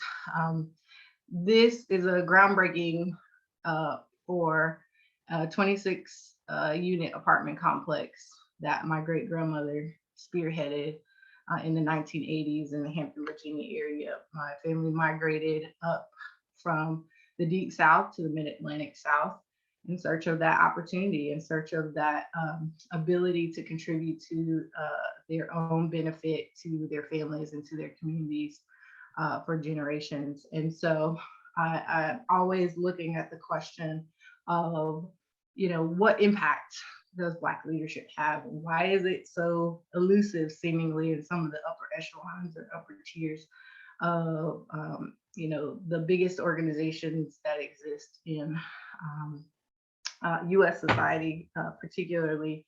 And then also specifically in context for this program, I'm looking at what does the impact of any of Black-led organizations have on the organizational practices that are adopted, that are eschewed, and do the cultural and racial identities of these individuals have an impact on how those organizational practices are received, organizational success, and more to the point, how the constituents of the organization are viewing those organizational practices in light of Black leadership. So a little bit of context for this particular organization and background. Some would argue that the years 2012 to 2020 represented very difficult times societally for people of color, particularly those identified as Black, Brown, or Indigenous, and for many in the society constituted an awakening to a variety of societal ills. Some people might say this period is longer, but exacerbated by the COVID-19 pandemic and folks being confined to their homes and consuming media, right? So the killing of unarmed Black people and just the impacts that were disparate and disproportionate of COVID-19 on people due to rates of savings, due to, again, disproportionate exposure, health impacts on people contracting COVID-19. All those things kind of became very central to the fore of our attentions: educational attainment, access to internet and digital devices for school, et cetera, et cetera. So it highlighted again for many people, and for some for the first time, this huge amount of existing gaps, particularly as it relates to racial gaps. And I named some, but some others: home ownership, wealth and income gaps, educational achievement, graduation, maternal mortality, life expectancy, home ownership rates, loan rates, right? Healthcare, again, food security, criminal sentencing, and business capital and business ownership was another one of those areas. As such, a more intentional focus became part of the national discourse in and around 2020, materializing for what has been called equitable distribution of economic resources and opportunity. And this was for many organizations and many people an expressed purpose, holding an expressed purpose of how can we address these longstanding racial gaps, these longstanding disparities, how can we lessen those disparities? And you may have heard of several big dollar commitments by financial institutions, other Fortune 500 businesses. So for instance, Apple had a $100 million commitment to racial equality. Target had a $2 billion commitment by 2025 to invest in more Black-owned businesses and people of color-owned businesses. JP Morgan Chase, Wells Fargo, Citigroup had some of the most substantial commitments in that. JP Morgan Chase pledged $30 billion towards Black business capital, towards, again, racial equity, and specifically around entrepreneurship and allowing Black entrepreneurs to be better and small businesses to be better supported than they had in the past. Citigroup pledged $1 billion. And you may or may not have also heard that Citi in 2020 did a study to pretty much put a dollar figure on what the cost to our economy that racial inequity or racism has cost over the last 20 years. So when you hear these figures like 30 billion and 1 billion, 100 million, you go, wow, that's a lot of money, right? And it's specifically for these people groups. What's up with that? Putting that in context, Citi in this study that they produced in 2020 calculated in terms of lack of access to business capital, lack of access equitably to home ownership loans, and comparable rates, and things related to employment. They use a number of different factors, but they came up with a figure of $16 trillion that has been attributed to the cost of racial inequality in our society. So when you're seeing these corporate commitments to racial equity, they wane in comparison to what has been lost or what has not been able to be materialized on account of racial inequality.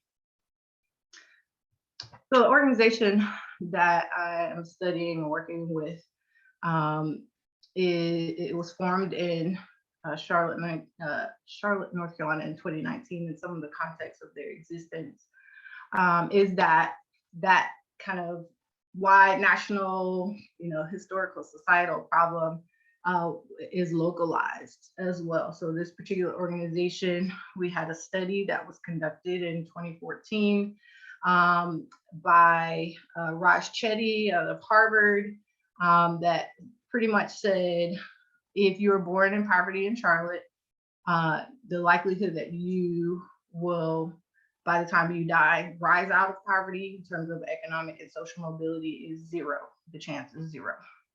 So that really shocked the core of a lot of the Charlotte establishment, and people were in shock. People, couldn't believe that that's the case. No, not my Charlotte. And then this kind of tale of two cities began to emerge, and a lot of work in terms of task force and kind of, studying the study and all these different kinds of things came out as a result of that. And so again, this increased and focused attention on things like entrepreneurship and people of color and Black ownership of resources came to the fore again locally in Charlotte, North Carolina. So this organization was formed particularly by three founders in creative industries. And so I'll use that term throughout the presentation. And what I mean by creative industry is pretty much this ever developing class of working workers that infuses innovative ways to make money from their ideas and knowledge.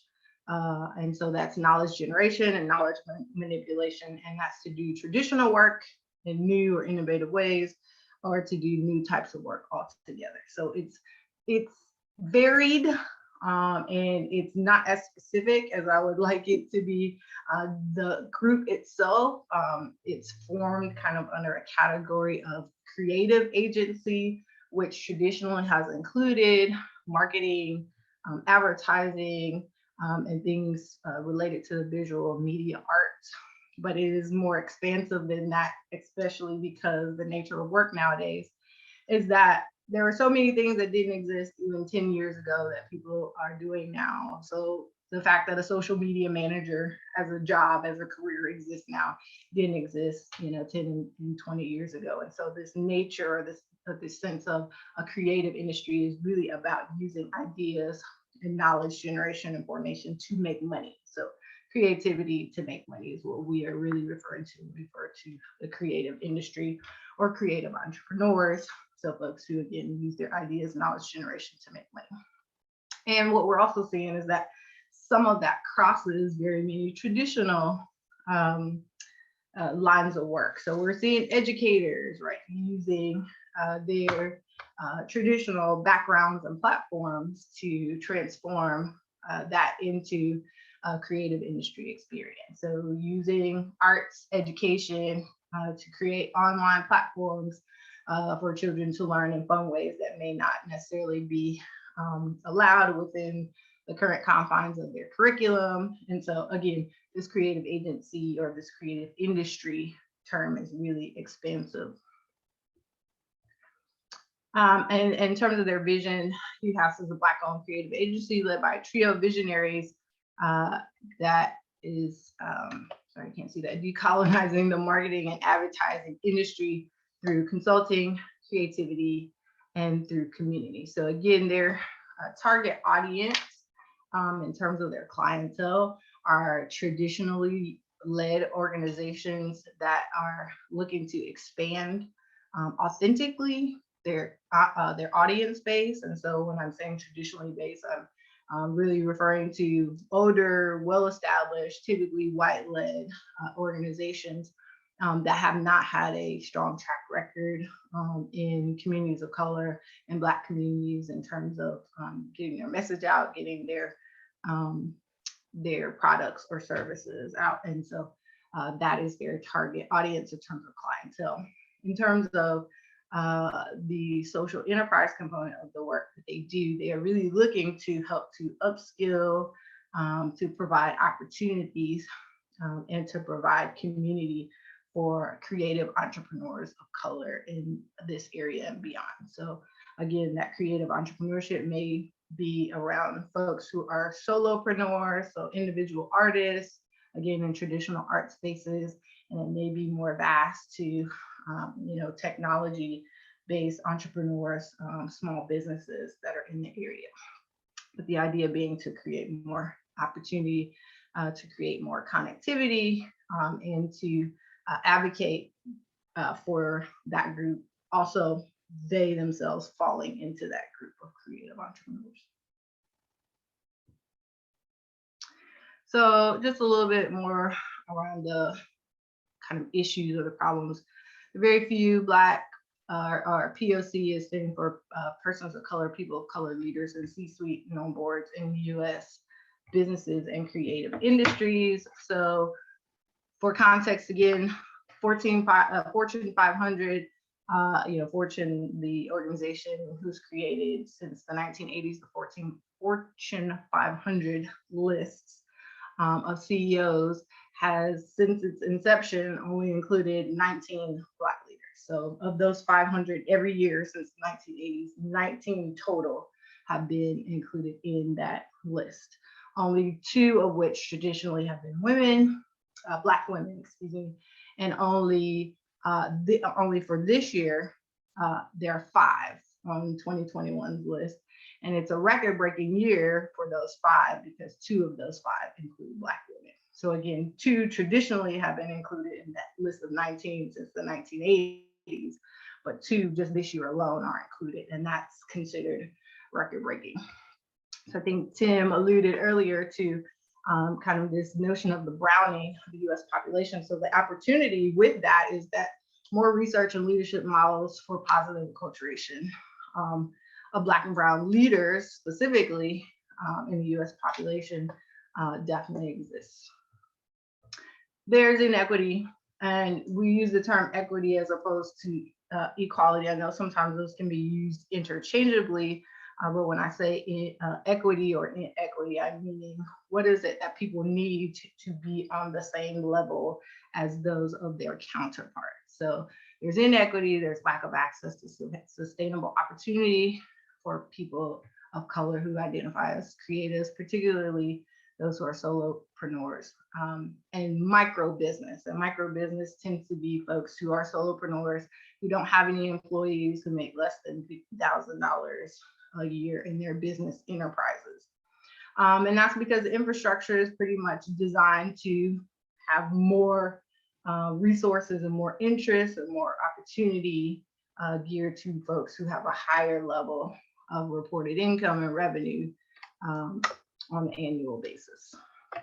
So there's need, there's demand, and the pandemic has very much created some more attention to just folks' ability to make money in this space, to have opportunity in this space, but there's still that attention to how the resources are being distributed.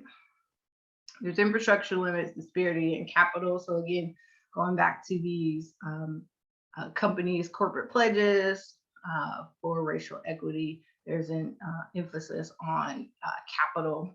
And the research also talks a lot about the emphasis on lack of capital or lack of access to capital as a barrier for Black entrepreneurs. And so equitable approaches that are centering race, both in training, education, in grant processes, and government contracting, and in corporate social impact or corporate social responsibility is being seen more.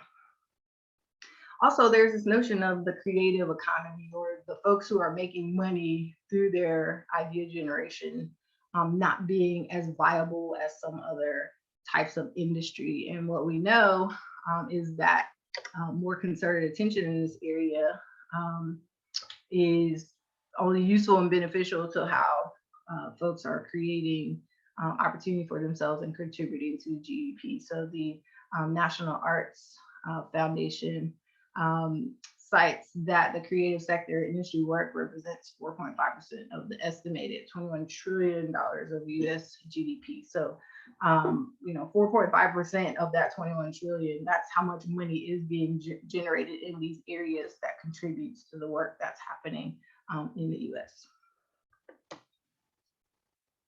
So in terms of my research questions, there are several, but essentially what I'm wanting to know or wanting to look into is how does this particular agency, being a Black-led, Black benefiting organization, impact the adoption of traditional organizational practices?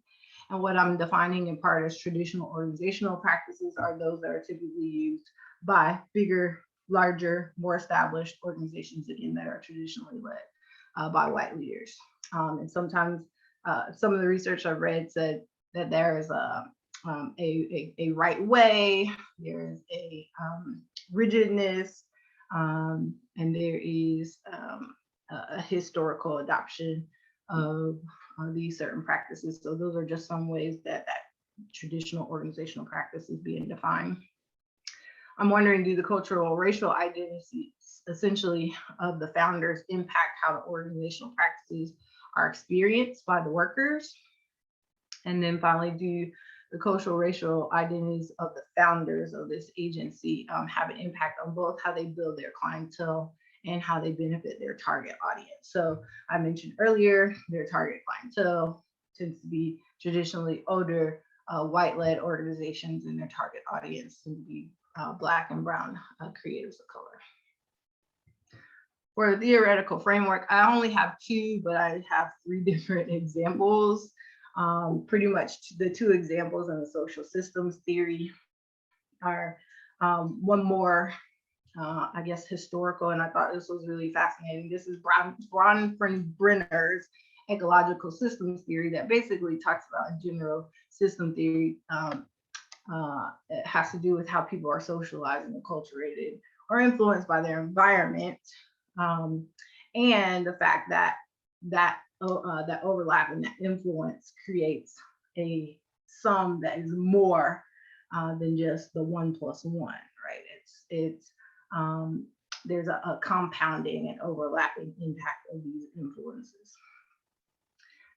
So Peter Senge also talks about, this is a more modern theory. He's the learning organization guy. So in terms of systems thinking and social systems, he's talking about within organizations how individuals continuously learn and calibrate that individual learning with what's happening within the organization, how they create shared vision, how that impacts team learning, and continuously utilizes that information to be more high performing and to be more successful. And then finally, Hertzberg's 2-factor theory of motivation is involved just in the sense of how satisfaction and dissatisfaction are measured, and that the one is separate from the other, because I am looking at how the organization practices impact the folks who work for the organization.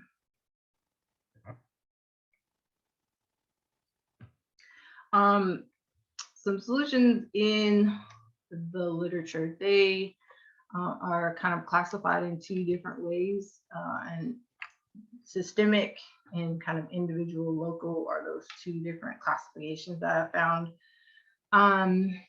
Because the issues are varied and overlapped, the solutions seem to be varied and complex.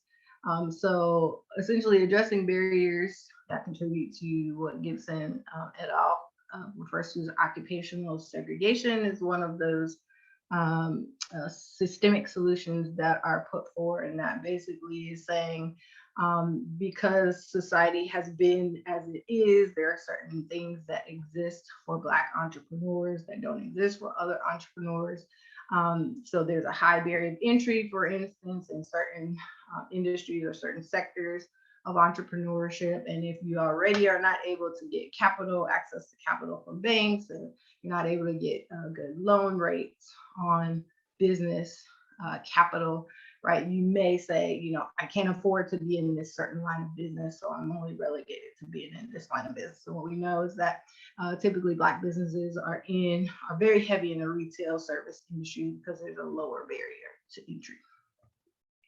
Similarly, Turner talks about pursuing the racial equity approach, and there's a business case, again, because of the browning of the US population, the opportunity to include more voices, more diverse voices and perspectives in creating products that appeal to a wider variety of people. But essentially this approach talks about using an intentional, data-driven and policy-oriented address to look at the complexity and interrelatedness of issues and form solutions based on that complexity and interrelatedness. And then Wallace talks about supporting social enterprise to produce and distribute community wealth. So what we know is that Black entrepreneurs have had a long history of also having community impact and high respectability in African American communities especially.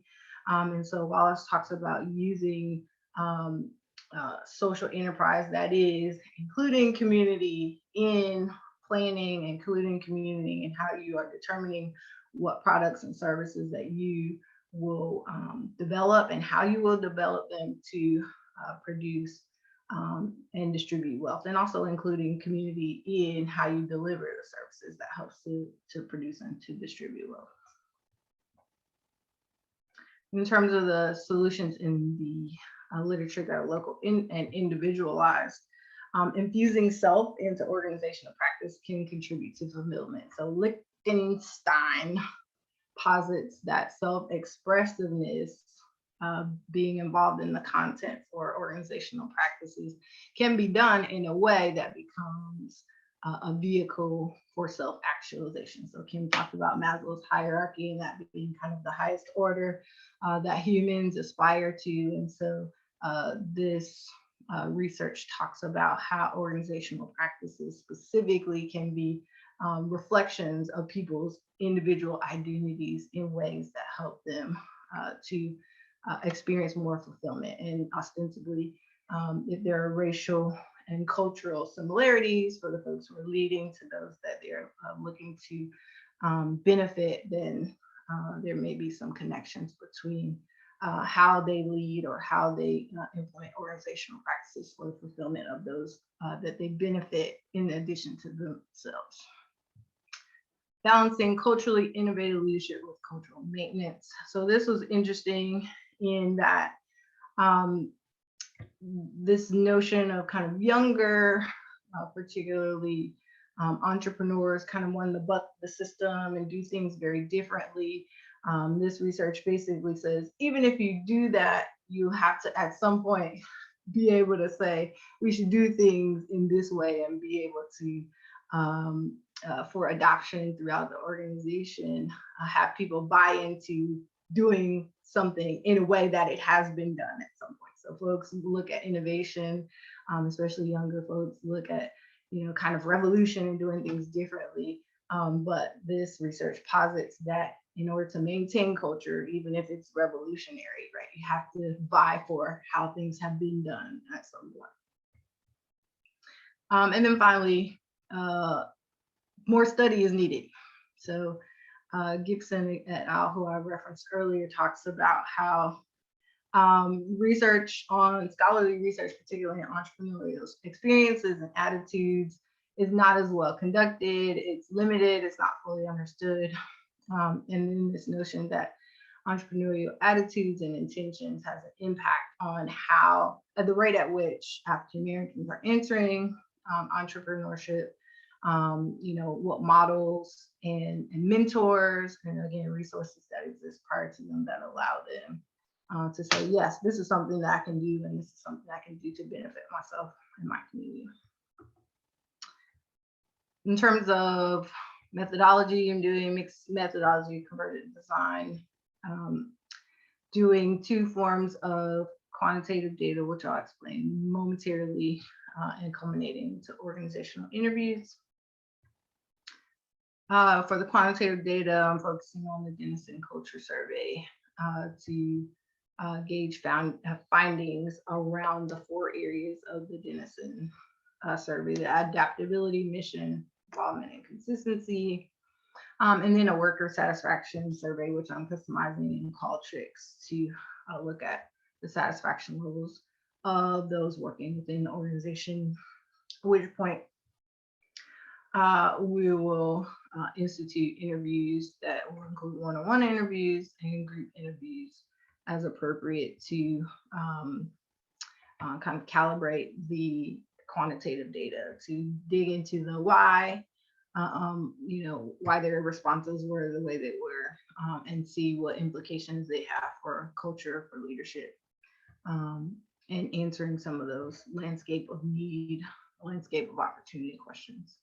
And then looking at identifying themes for the purposes of analysis, reporting, and doing recommendations.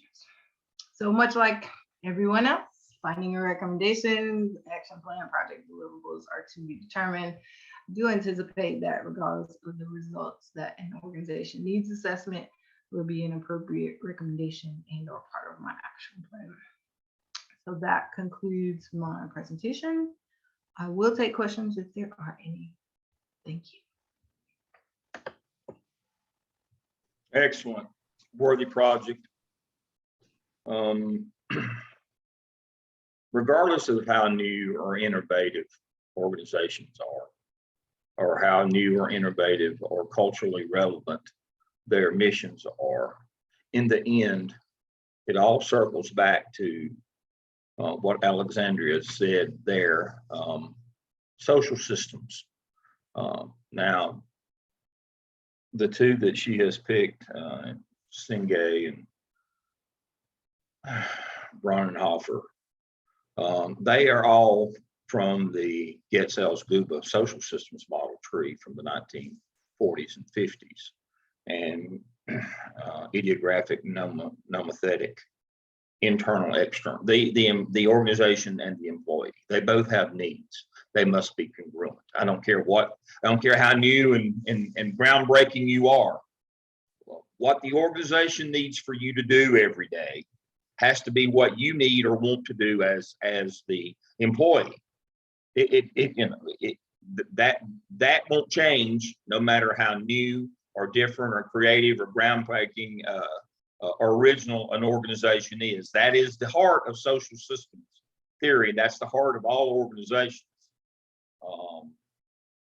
What I, as the employer, need for you to do to achieve our mission has to be what you want or willing or need to do. And if that doesn't happen, that's where the dysfunction and disconnect occurs. And so that is the thread that runs throughout this project. And Alexandria is tasked with determining if each of those are having, if they all know what they're doing and if those needs are being met in order for this organization to be successful. Very worthy project, very, very, very timely topic, obviously. But this is organizational work in its purest form, to the very root of organizations, social systems, how organizations operate. Nothing new or groundbreaking in that, but there are certain things that are constant that we can't change. I use, and I probably mentioned this along the way, and if I didn't, I apologize. If I did, I apologize again for being redundant. Enron, the giant energy concern in Texas, that said we've got a new organizational model. We're throwing out all the old rules of organizations. We've created a new organizational paradigm. Forget the Getzels-Guba model. We're creating a new paradigm and even a new financial model. We all know what happened to them. The book and the movie, the smartest guys in the room, they ended up in prison, killing themselves, bankrupting nearly the whole state. The Texas power grid infrastructure problem now, where every time it comes a light frost, they lose power all across the state, traces right back to Enron. We forget that. Those people who stole billions of dollars and basically collapsed their entire state's energy system.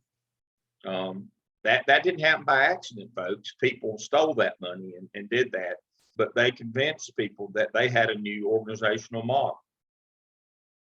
There is no such thing. You can listen, you can listen or you can feel. And Texas is feeling, and it will be generations before they get over what Enron did to the energy structure of their state, by convincing people that they had a new social systems model, which is not true. There is no new social systems model. Not to belabor the point, if the movie or the book, The Smartest Guys in the Room, you should read that.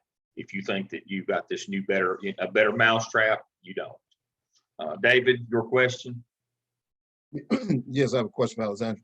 Alexandra, and it's not in particular private business, but to me, when a person's own talent, it to me is a business. So I'm just interested in knowing, have you given any thought? It's a sports question, but it's an organizational question. And it relates to what you're talking about in terms of the changing of America, the browning of American organizations. We have in the NCAA right now what you call a transfer portal. And that right now we're seeing the coaching carousel around the country. And predominantly those coaches that are being hired in those top positions are white males. But we see a lot of African-American males on the football field. So this idea of transfer portal impacting our organization, have you given any thought to how college football will change in terms of the organization, at the organizational level, considering your scholarship as it relates to the changing demographics of America. I know that mostly athletic directors around the country, the big universities, are white males, right? And so they end up hiring the coaches that make $3 or $4 million a year, happen to also be all pretty much white males. And so I was just thinking, as you were going through that, I was thinking about organization and business. Business isn't simply, just owning something, but it's also selling your talent. Have you given any thought to that? I don't know, but to me, it relates directly. Yeah, thanks for the question, David. So answer in short is no, not in the sports realm, but generally speaking, these phenomena cross all different kinds of industries. The ones that I'm talking about, people and workers are starting to say, hey, if I look at my paycheck, if I look at my starting offer compared, and I look at my race as a factor and even gender, right? They're saying something's not right here, right? So there's so many more individuals that are calling into question what's happening systemically. And so that racial equity approach is something that's starting to be more popularized and adopted even around government. So there's something called the Government Alliance for Racial Equity. And it's really looking at what are we losing out on as a whole by not addressing these pockets of inequity that exists for our constituents, right? Because government serve everybody. So it's like, if these people are losing out, they're not as able to contribute to the economy. They're not as able to have the resources that they need in order for us to have the highest performance, the highest satisfaction that could be had. So, right, being able, leaders being able to look at the issue as not, oh, we need to benefit this group of people more than we need to benefit that group of people, but saying, what are we missing out on and who is least well served and who is least benefiting by the way things are operating now, such that we can remedy that and address that in ways that benefit the whole, is really a growing approach. And it's not without pushback, for sure. Some folks don't like it, but that is a growing approach. David, I think that one of the things that we're hesitant to talk about in hiring of football coaches at the college level, given what's going on at Notre Dame, which is the exception rather than the rule. What we don't really want to acknowledge is, although about at the college level, about 75 or 80% of the players are people or persons of color. Why we really hire football coaches is for the donors who are 75 or 85 or 90% people, white people. We don't hire college football coaches for the players. We hire them for the donors, because we understand that if we want to be competitive to get the good players, we got to have the facilities and do all those things.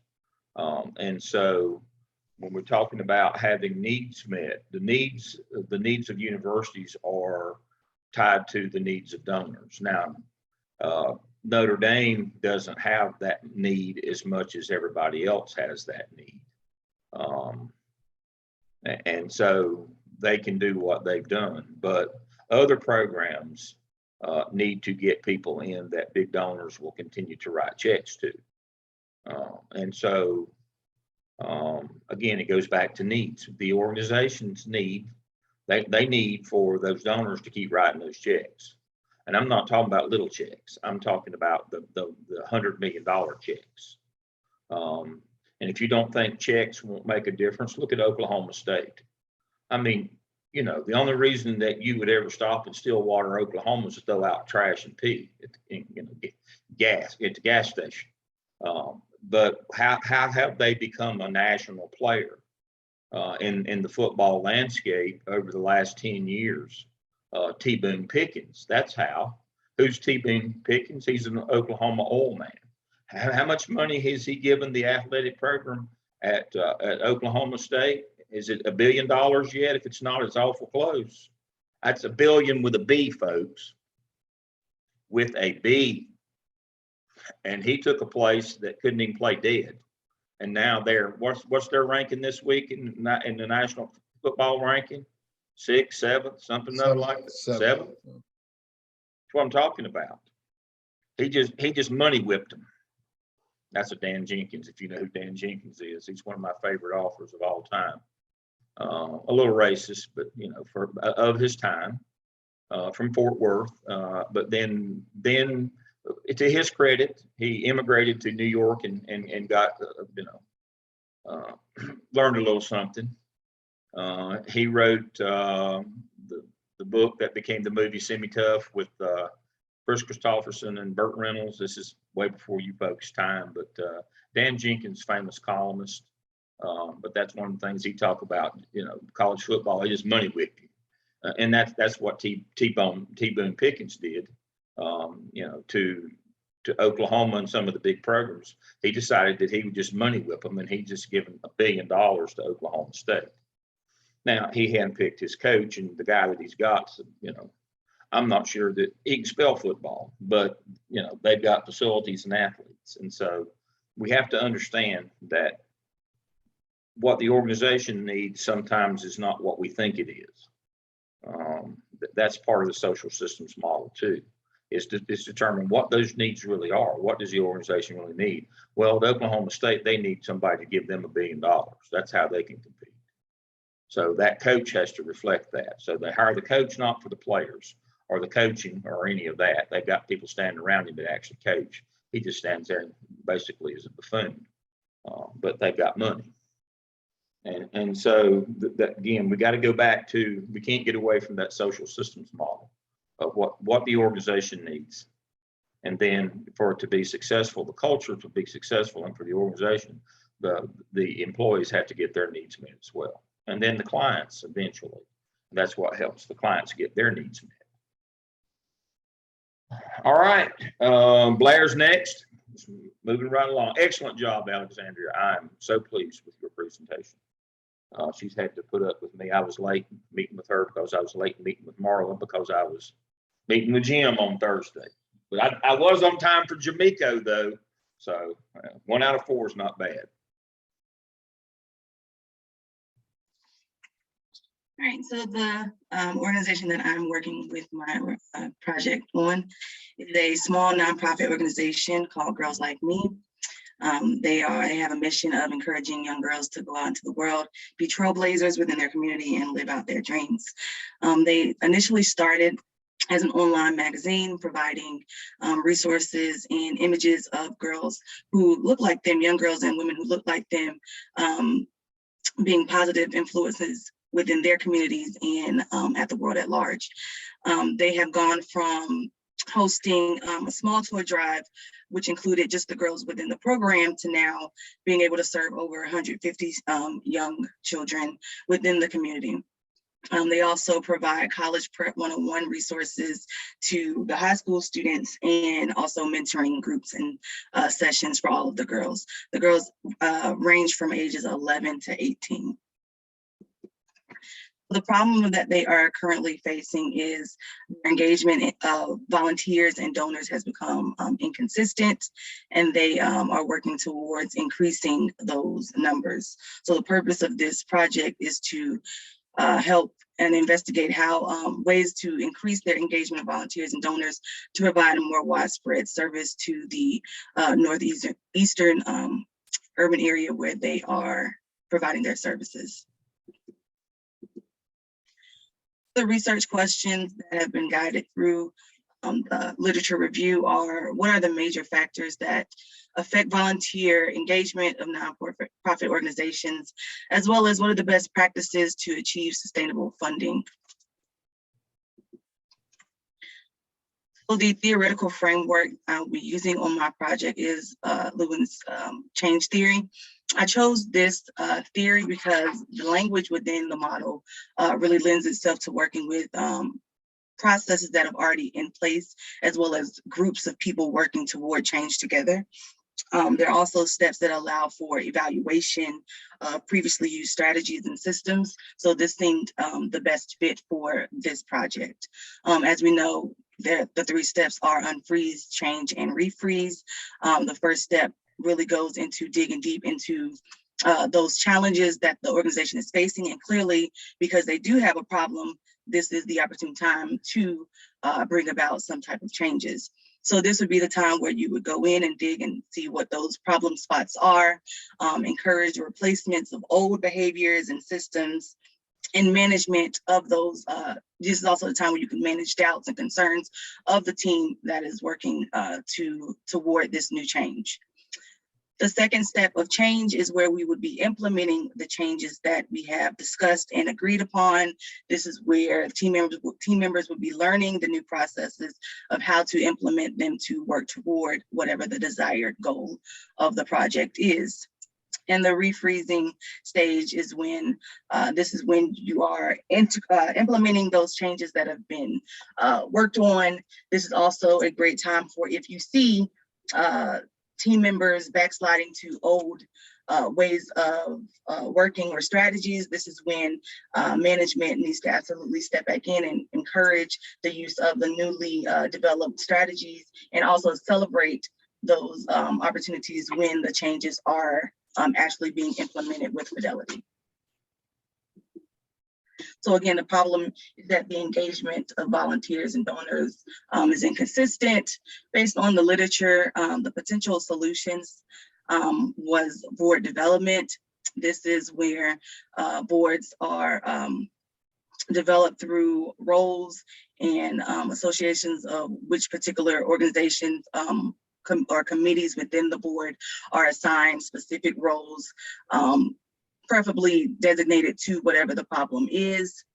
And then the second possible solution is to investigate the profiles of the current donors and volunteers. Within the reading, there was a lot based on your donors and engagement being heavily tied to whether the organization knows who those donors are and who their volunteers are. Do they know the motivations of their volunteers? Are they speaking with those people? As we've talked about during class, a lot of times we ask people who are still here, why aren't the other people not here anymore?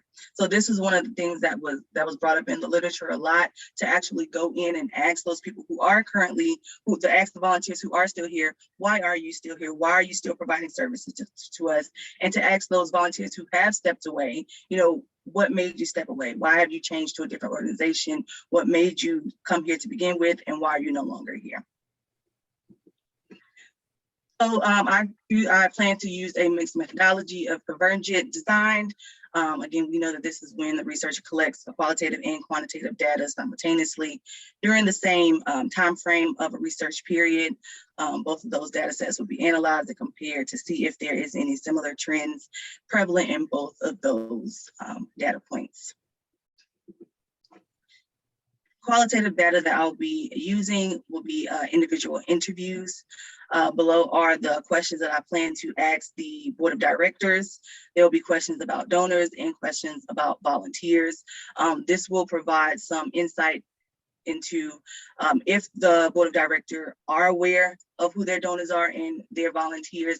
This will give insight to, like we said with the previous potential solution of investigating the profiles of the donors and volunteers. So I want to see, do they have a strategy? One of the questions is, what's your organization's fundraising engagement strategy for this year? Do they have a strategy, or is every year they're just going out hoping people will donate?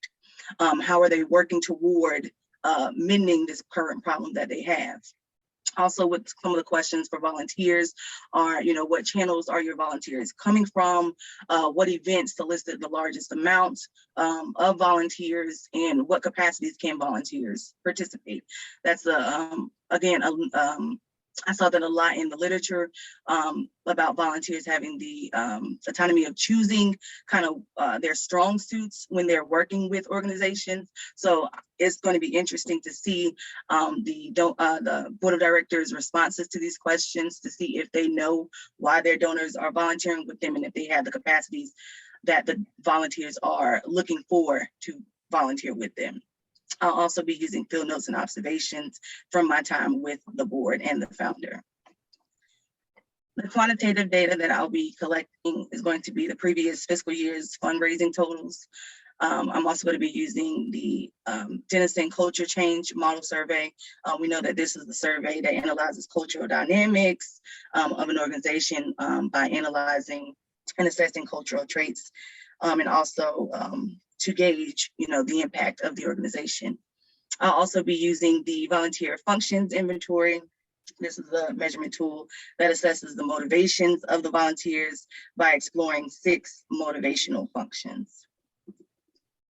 This is an example of a visual that I'll be using to show the previous fiscal year's fundraising totals. This would be a way to see if there's any trends, to see if to see exactly when the fundraising total started to decline.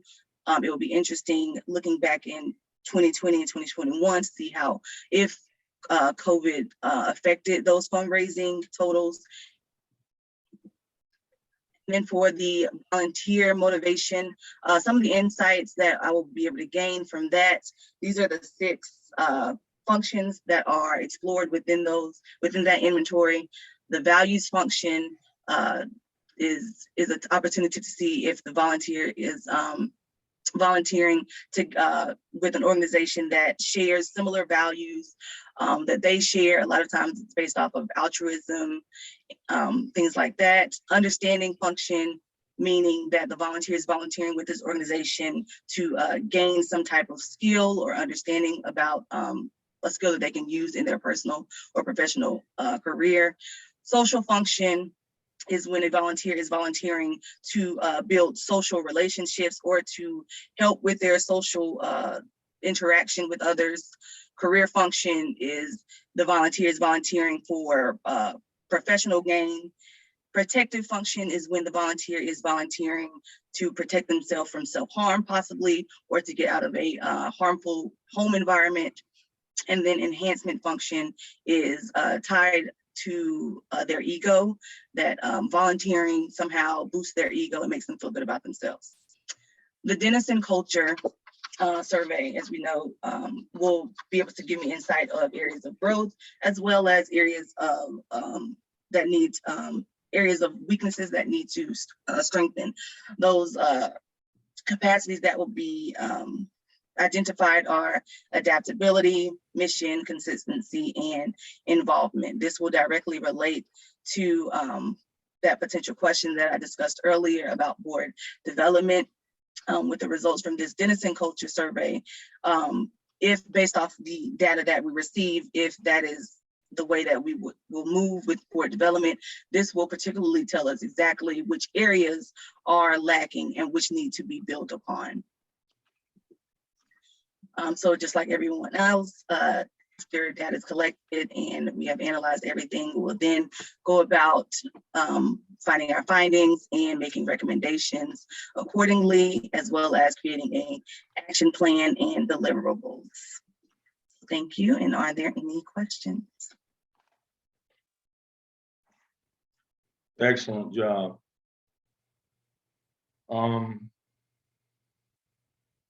Theoretical framework, volunteer inventory, motivation. Why are you volunteering? There's so many different themes that run through this one that it's marvelous. And I think what I like about this one the best is the notion here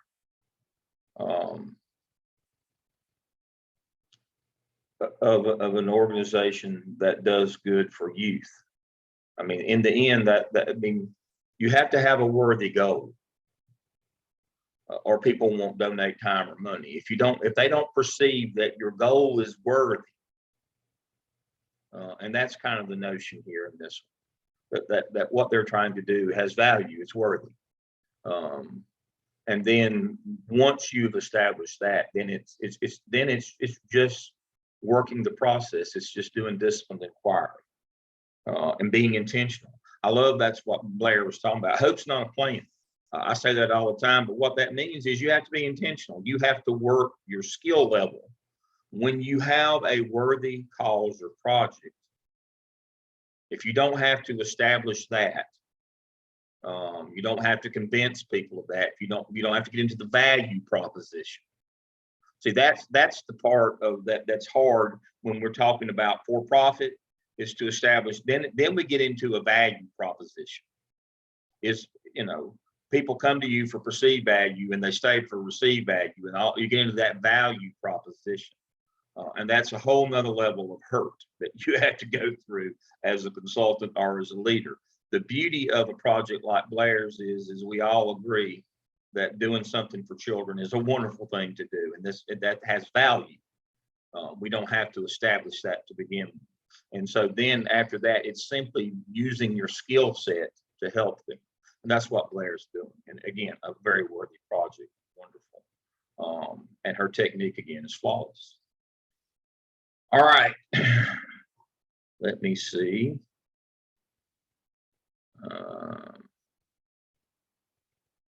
We got Candace, and that'll take us into break. Candace, you're up.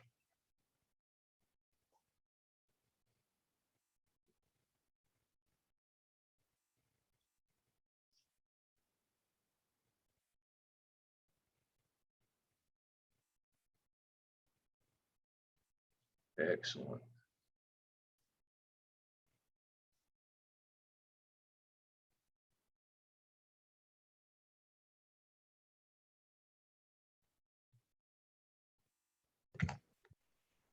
Okay, can everybody see my screen? Yes, we can. Thank you. Okay, thank you. My project is on employee engagement.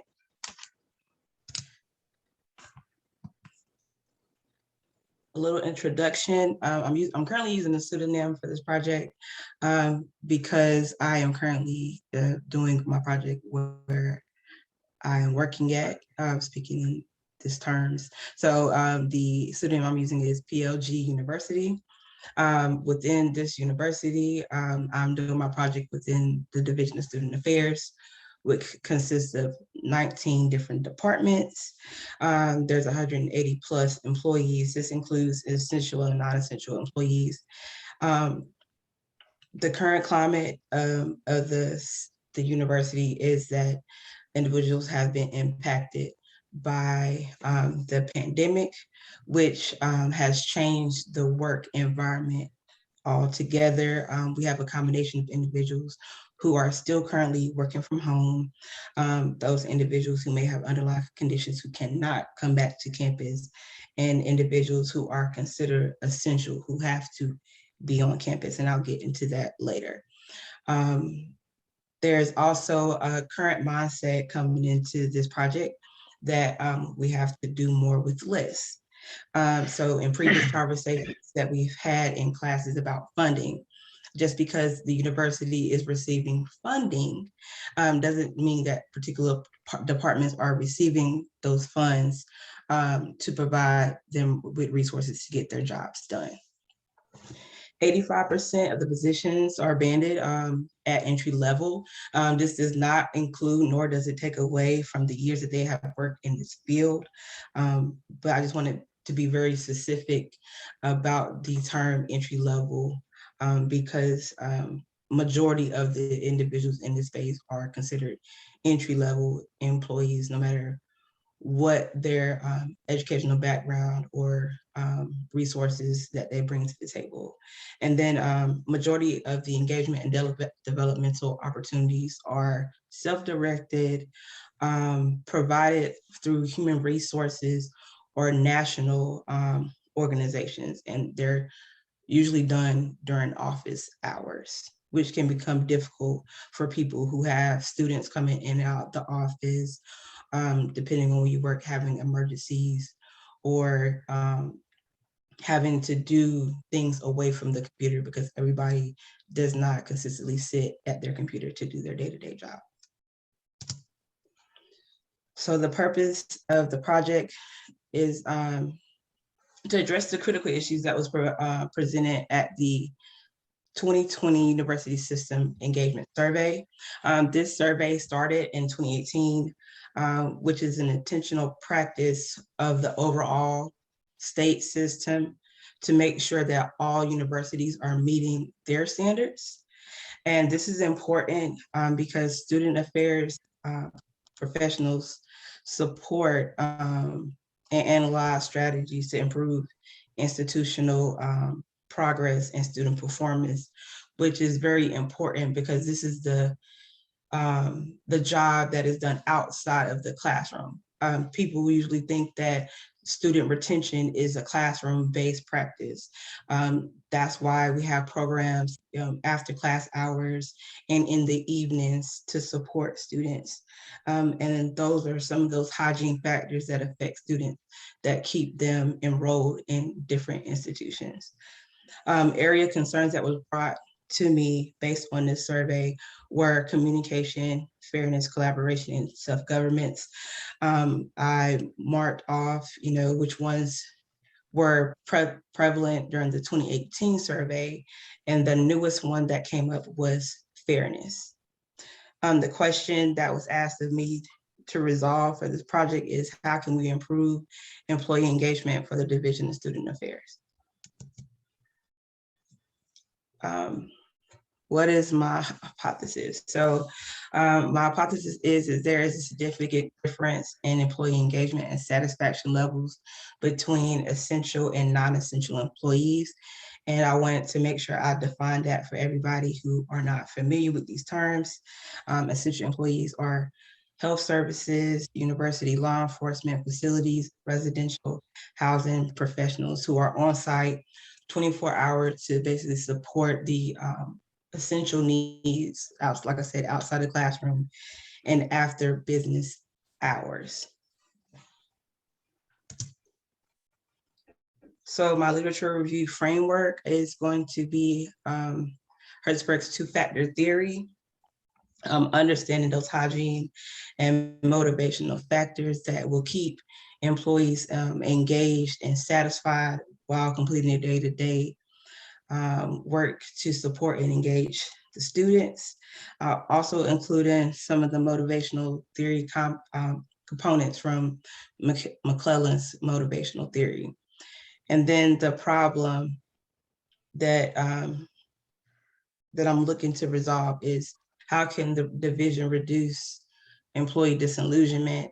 And then there's a great trend going on now in regards to the Great Resignation. People are leaving student affairs altogether, and they're working outside of the student success or student development arena altogether because they are so dissatisfied, and they're moving into either corporate America or becoming entrepreneurs. Understanding burnout and understanding what it actually means to have equitable practice across the board. Potential solutions, basically just develop intentional practices to improve the workplace climate. Cultures, the current culture is very deep rooted and cannot be changed overnight. So we just want to make sure that everybody has an understanding, that we understand that everybody may not like or understand these new trends and practices that are going on within student affairs and national organizations, but these practices are necessary to retain employees who love what they do. You want employees to love what they do and to feel comfortable or happy about coming to work and doing these things. So the solutions that I've provided and are seeking to see how they go is, provide and embrace spaces for dialogues so we can have healthy conversations about, what's going on in your departments and how these changes, because COVID has brought several protocol changes within student affairs, and they change sometimes every week, every day. You might get a new policy at 5 p.m. and you're going to have to handle that and implement it the next day to make sure that the students get what they need in regards to those protocols. Providing opportunities for developing and networking, showing intentional commitment to their employees' well-being, and having an understanding of how their employees would like to be recognized. I see in further conversation as I go into the presentation that there is a fixed mindset to how people want to be recognized.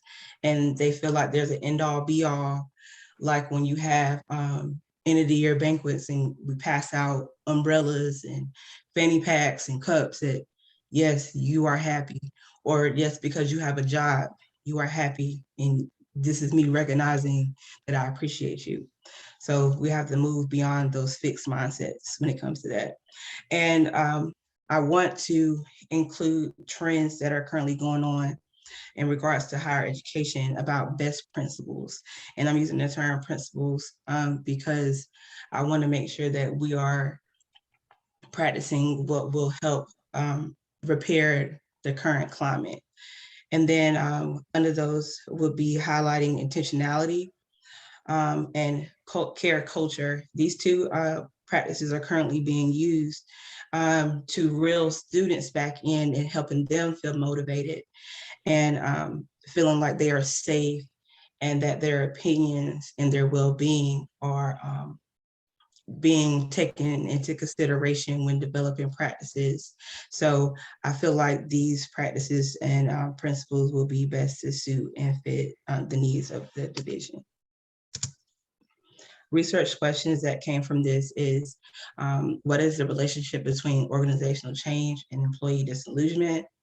What does engagement look like within different departments? Just because we give a certain practice from the top of the leadership ladder doesn't mean that it actually gets funneled down to everyone else in the same faction. So just making sure trying to see what that looks like. And is employee engagement and satisfaction influenced by intentional workplace principles?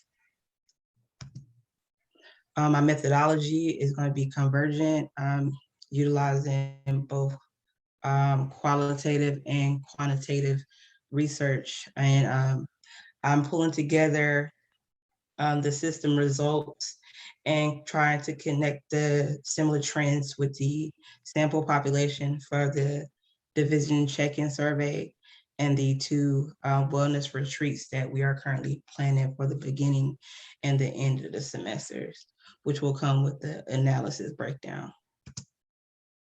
So for the qualitative data, I'm going to use infography. So just trying to understand the behavior and the culture, the attitudes and the views across the department, and then interviewing and observing. I've requested the report from the system survey. Yes, they provided me themes, but I would like to know what was actually said to help me kind of better conceptualize the needs of the division. And from there, I will, develop further themes as necessary and discuss that information with the host and the board, and using national trends from the national databases to see what I could bring to the table to, help make things continual in the process of growth. And then being a part of this actual institution has provided me access to be a member of the advisory board. So I'll be able to get a further insight into what practices higher leadership is disseminating to all of the areas and seeing how they're being funneled down to each department. And then also inserting myself in professional spaces. They do not know that I am working on this project, and they do not know that I'm on the advisory board. So it's like I'm a, internal secret agent, just reviewing everything and just making sure that that leadership further down the ladder is doing what they are going to be expected to do. So I'm kind of excited to see what that looks like. My quantitative data project, I am using correlational and causal comparative. And I added the picture up here also to show you all, and maybe you all would like to use it as a resource too. We are planning 2 virtual wellness retreats with an organization called Project Passport. They're located in Raleigh, North Carolina. And they provided us with a proposal to do 2 virtual retreats, specifically on wellness in light of the current climate that we're in, and understanding what wellness and well-being looks like, and self-care, understanding work-life balance. And with this proposal, they're providing 2 pre-surveys and 2 post-surveys. And they gave us an option of using 20 topics that they provide. And so we're going to pick 7 out of those 20 topics. And that is what our 2 wellness retreats will be based around. And then also, like I said before, the sample division check-in survey administered by the Director of Student Affairs Assessment and Staff Development. These will be 10 questions on the Likert scale. And they were talking about doing multiple choice, but we're gonna have to really talk about that, because doing this project, these individuals have been very stuck in their ways. And I'm trying to kind of move them out of using like multiple choice and things like that in doing surveys. So the division survey, once again, is administered by the person that's over the assessment. And the findings and the recommendations I will include here later on. That is it. Excellent. Again, questions anybody has? We know that employee engagement leads to retention. We've already mentioned this morning the Great Resignation. A lot of that has to do with mental health, the 360 view of employees. It's not just the tangible things. We have this notion that if we can just, again, we can money whip the problem. We can't.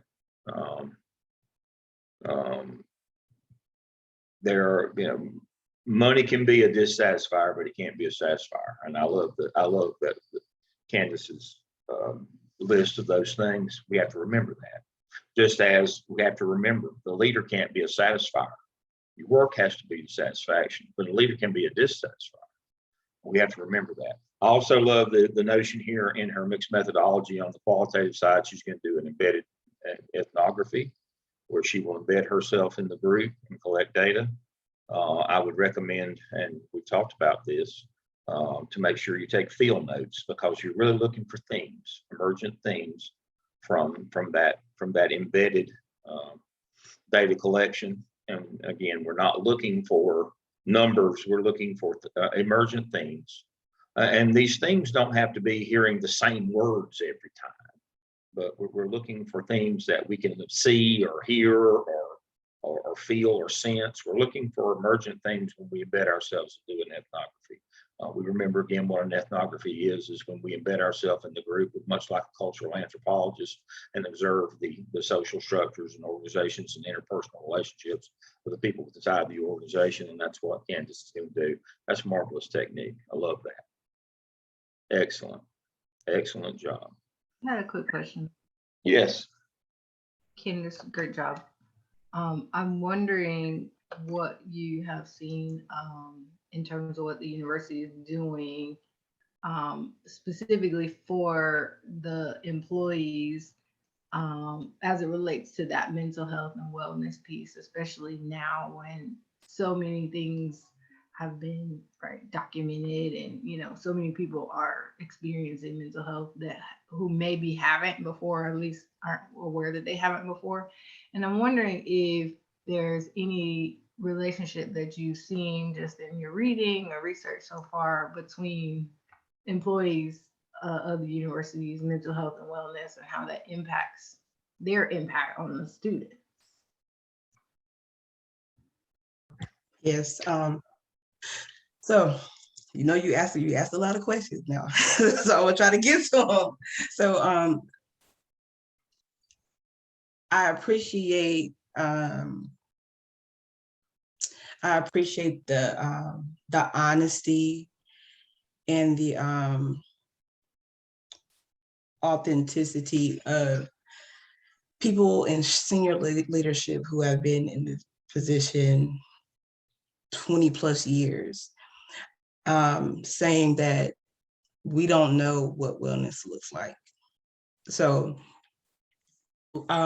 just having those conversations and breaking that barrier, that was why we sought out the outside wellness consultant to see what wellness is, and pulling from those wellness retreats will help us find what's needed for their particular organization, because every organization's needs are not the same, just like every organization's student population is not the same.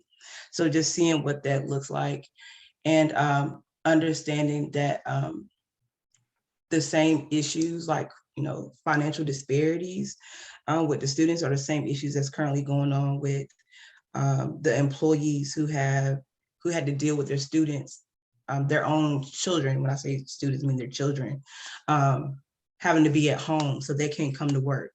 And so understanding what that looks like and what workload looks like. And just because I work from home doesn't mean I'm not doing anything when I go home, and having that conversation about placing parameters of, just because that should be a work from home plan. Like if I'm working from home and Marla's working from home, and I'm Marla's supervisor, I'm gonna break down what work from home looks like for Marla and say, Marla, I need these tasks done before 5 o'clock, and then not bother Marla after 5 o'clock.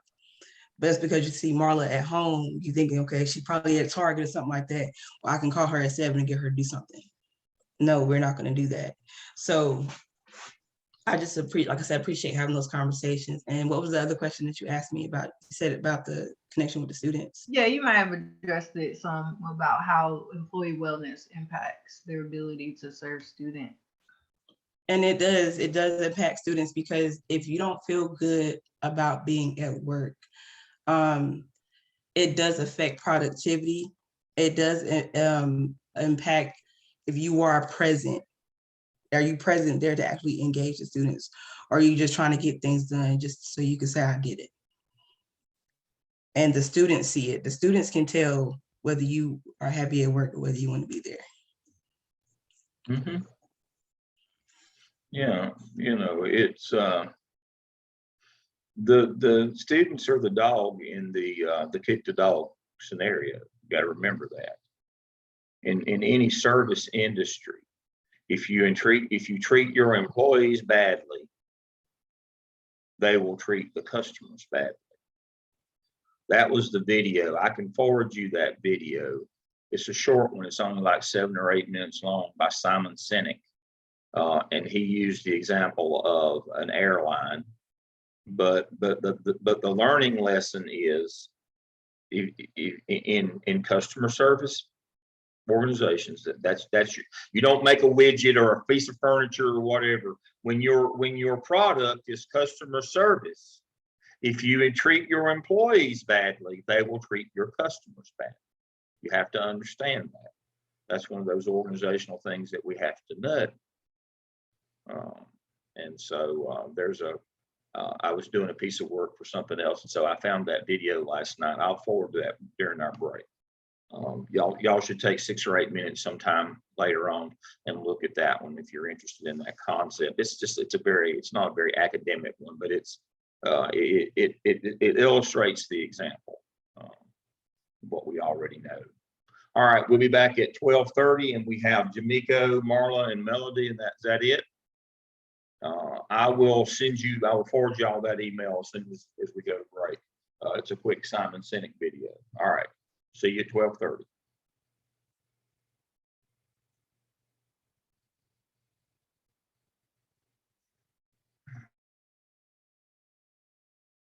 All right. Jamaico. Awesome. Let me start sharing my screen. Can you all see the screen? Not yet. Now we can. Awesome. Awesome. So, my project is on the African American Culture Center at North Carolina State University, doing community engagement project titled Advancing the African American Culture Center through the Principles of Sankofa. And Sankofa is like a West African principle that talks about it is not taboo to go back and seek knowledge and information. So the importance of connecting past experiences and past ideas with the present. So the African American Culture Center is situated within the larger Office of Institutional Equity and Diversity at NC State. There are many different units and like responsibility areas that falls under OIED, but the African American Culture Center is a 5-person office. It has a director, assistant director, program coordinator, a library technician, and an admin support specialist. The center has, I think it's evident there that the center is a large space. It has its own library, art gallery, office space, and then meeting spaces for student programs and events that happen on campus. But there are other centers that exist also at NC State. So there's a GLBT Center, Multicultural Student Affairs, and a Women's Center as well, in addition to the other areas of diversity structures that exist at the university. So why did I choose the African American Culture Center and why is it important?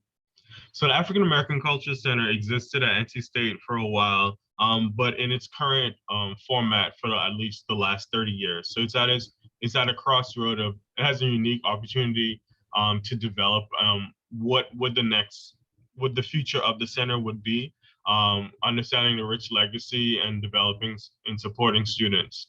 It's important to look back and like survey the vision forward. There is less than 3,000 Black students at NC State at a campus that has nearly 37,000 students. And we have about 150 Black male students that were admitted in this past year's freshman class. So there is a strong need for there to be support and also belonging for students of color, specifically Black students on the campus. Patton in 2010 suggests that cultural centers are key components to Black students adjusting to college life and supporting university academic mission through programming that is both academic and culturally relevant to all students and community members. Prince's in 2005 suggests that Black cultural centers are safe havens and retreats from perceived hostility of unwelcoming campus community. And if we can just look back over the last few years in higher education, there's been a number of instances, both at NC State and largely in higher education, where there is not just perceived hostility, but actual hostility that exists in college environments. And then Stovall in 2005 suggests that Black culture centers assist students in building a Black support system that constructs positive self and group identities.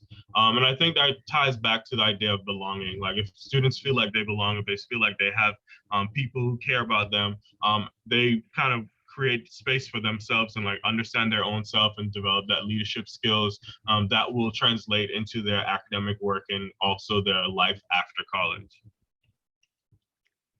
So the problem here is that the center does not currently have a roadmap of how it wants to operate to meet the needs of its stakeholders.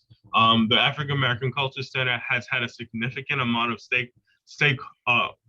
significant amount of employee turnover. Every person that currently works in the center is brand new to working in the center. Only the director has worked at NC State previously, so everyone else is brand new to the culture, the climate, the university. And also there was not any historical information. There was no transition binder and all of it. We are a Google campus, so everything's on shared drives. So a plus and a minus to shared drives is that you can find information and it's always attainable online.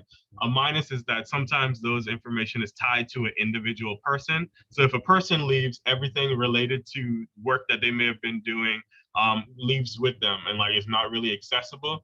So there really isn't any documents on how the signature programs that the center does and the actions and the different things that they do, how that happens. So over this year, like the staff has just been doing their best to create new things. But some of that contradicts the history and the traditions that students who've interacted with the center previously valued and care about. So that's a challenge because like student engagement has been lower because students are like, well, this is not what we used to do. But at the same time, the staff doesn't really know what used to happen. So they're trying to build forward, but also honoring the past at the same time. So to help with that, my research questions that I want to address, to research through this study is what strategies, practices, traditions, and signature events should the African American Cultural Center carry forward and implement to make the space and services offered more preeminent to meet the needs of the NC State community? So really understanding, getting to like, what do we need to do? What have we done, and like what can the future look like? The second question is around like the capacity, the space limitations. Like how does the current space, amenities, resources, and structures of the African American Cultural Center effectively address the needs of the NC State community? The center typically operates from an 8 to 5 time frame. This year, previously there were times where the center would be open at night, and I wonder how does that affect when students are available and can engage with the space? Does the operations and the way that it's set up serve as a barrier, or are there other things that the center can do to remove those barriers so that students can feel like this is a place that they can go to and be part of and belong? And then my third question is like, how can the African American Cultural Center broaden its reach in the NC State community? Again, we want to focus on partnerships. We want the center to be a space that connects students to different offices and opportunities. So what can we do to broaden our reach? So these are the 3 research questions that are going to guide what I do in my consultancy project. So my theoretical framework for this project, the project is going to be rooted in womanist theory. I chose that because womanist theory values understanding everyday experiences, problem solving, dialogue, and cultural harmony.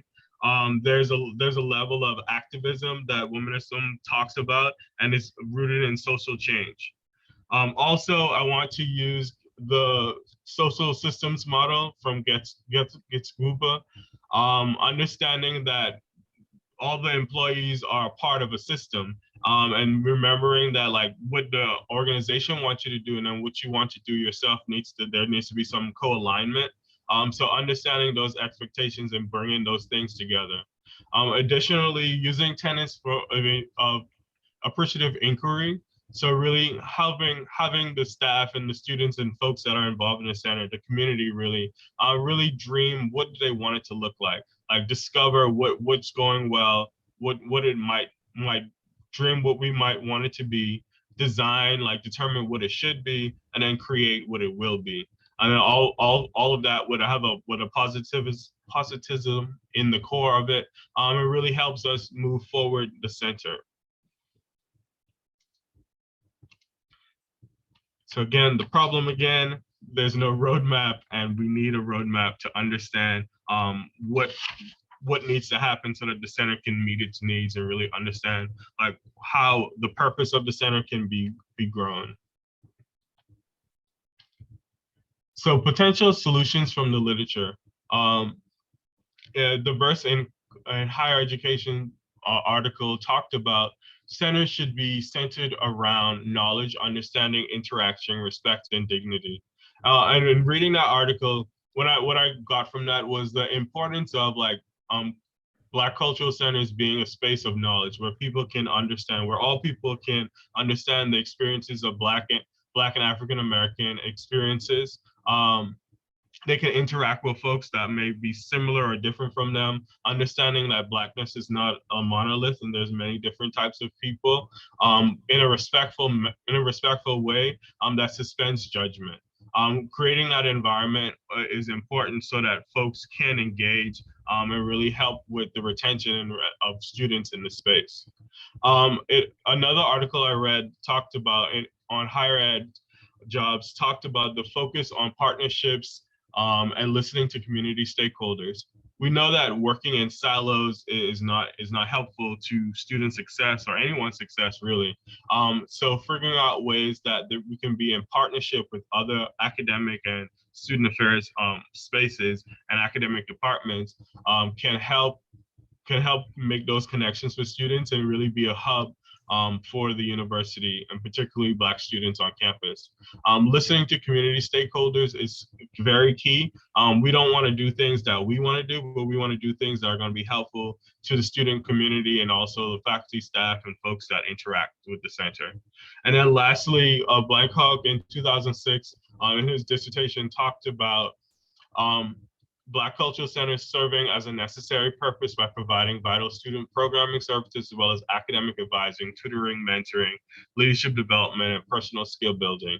So really being a one-stop shop that connects students and really provides them with skills to grow is what the literature suggests what the African American Cultural Center could look like.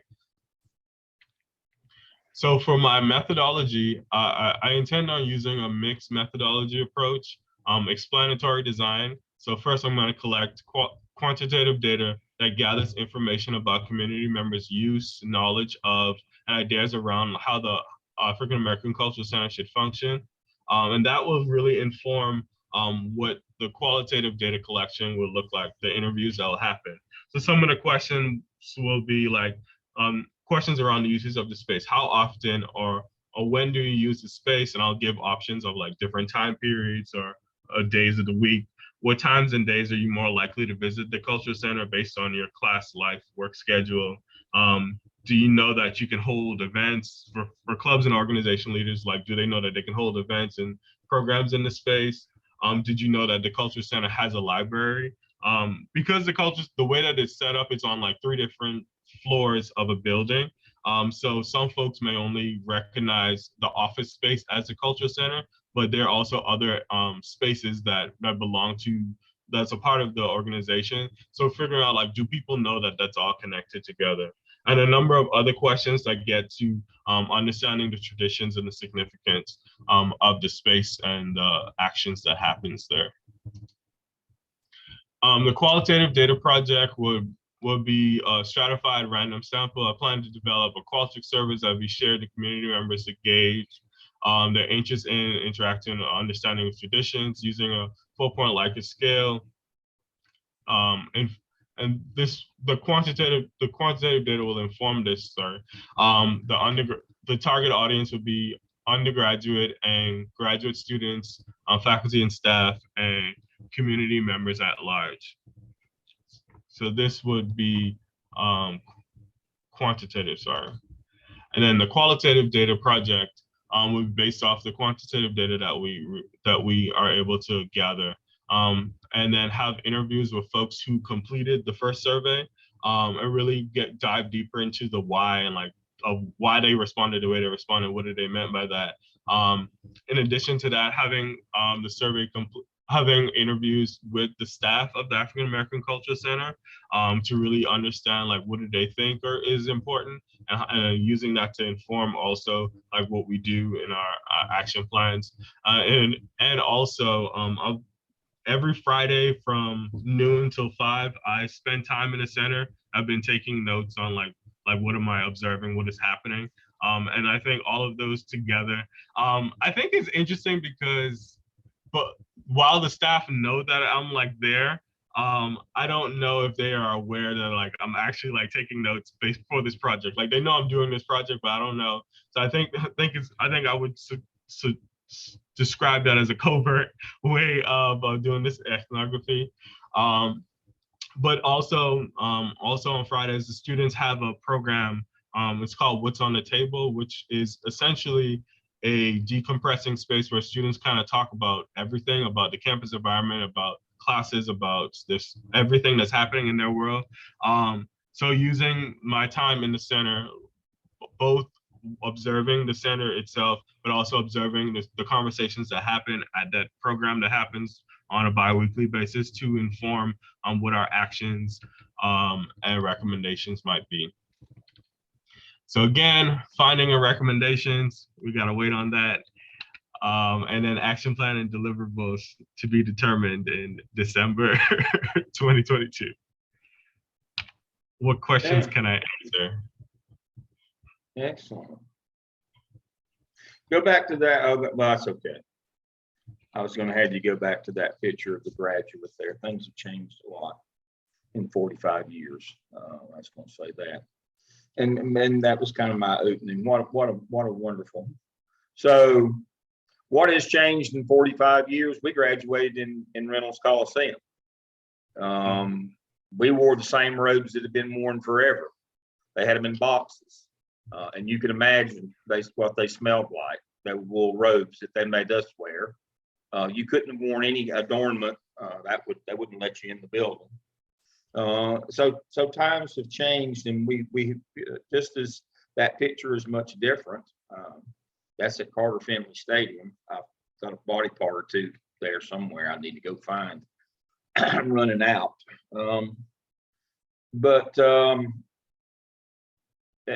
My point in that is organizations evolve, and we have to help them. Part of what we do as consultants, as leaders, is help them evolve. Again, somebody had to say, them old roads stink. They're awful. It's hot in May. Reynolds Coliseum, you couldn't get your breath in there. It was like being in a powder keg anyway. By the time you got through, you were wet from head to toe. And somebody had to say, we need to wear those lightweight robes. We need to go outside. We need to have a little, we need to have let students do adornment. We need to wear red ones, for the school cup. I mean, all those things those are things that we can see. But they have changed the organization, and that's what Jamiko is trying to do here. He's trying to help them change it and be more relevant to the people's experience who are now. See, that picture is relevant to that student's experience now. What I did at graduation there was relevant to my experience. But the organizations have to be relevant as well. I know I'm preaching to the choir here. But excellent technique, and what I like, and this sounds crazy, but what I like from Jamiko's presentation and working this week and through this semester is Jamiko and his group hopefully don't have a preconceived notion of what that's got to look like in the end. That's a solution hunting a problem again. And many people say, well, this is too nebulous. I can't, I need a sense of stability. I need a goal that I'm working toward. I need to be more direct. When you're looking to change an organization to make it current and relevant to the client system that it has, you can't know what it's going to look like at the beginning. If you do, it's not going to be appropriate. It must emerge, that embedded ethnography. And that's not deception. He doesn't have to. If you tell them you're there for the purpose of data collection, it will ruin the reliability and the validity of the data that you collect. You're not doing anything wrong or deceptive. And so, but the whole point is you've got to embed yourself, and you've got to look and find it and look for things, and you've got to listen to the people and got to get engaged. Because we can't know where we're going to go in the end and just reverse engineer. Now, everybody at NC State's always, they started the social science curriculum after, a little after my time there, but still the ethos there is very much technical at that university, physical, mathematical sciences. And our first, all of us gearheads, or nerds as my wife calls us, our first inclination is to reverse engineer everything. What's it supposed to look like at the end? We'll just work backwards. You can't do that in what Jamiko's doing. You have to do it like he's doing it.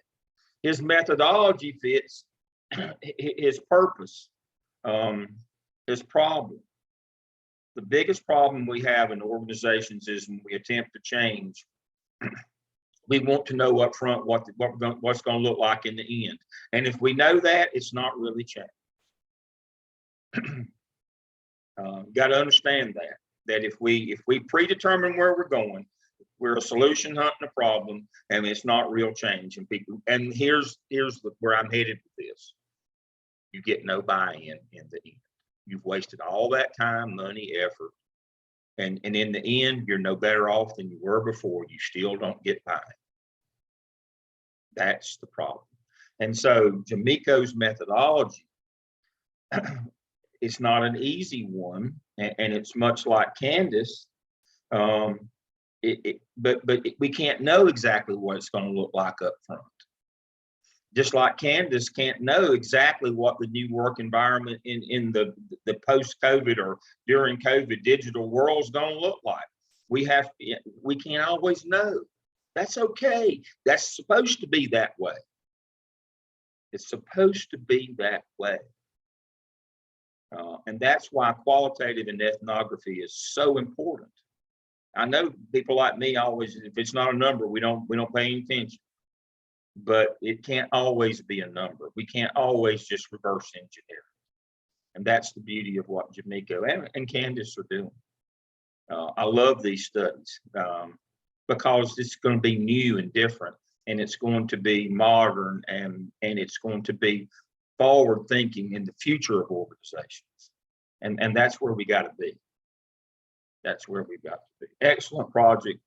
I've enjoyed, Jamiko and I met Thursday, enjoyed it. It's been like old home week for me. And I appreciate that too. Thank you for that. All right, we're moving on to Marla. Great job, Jamiko.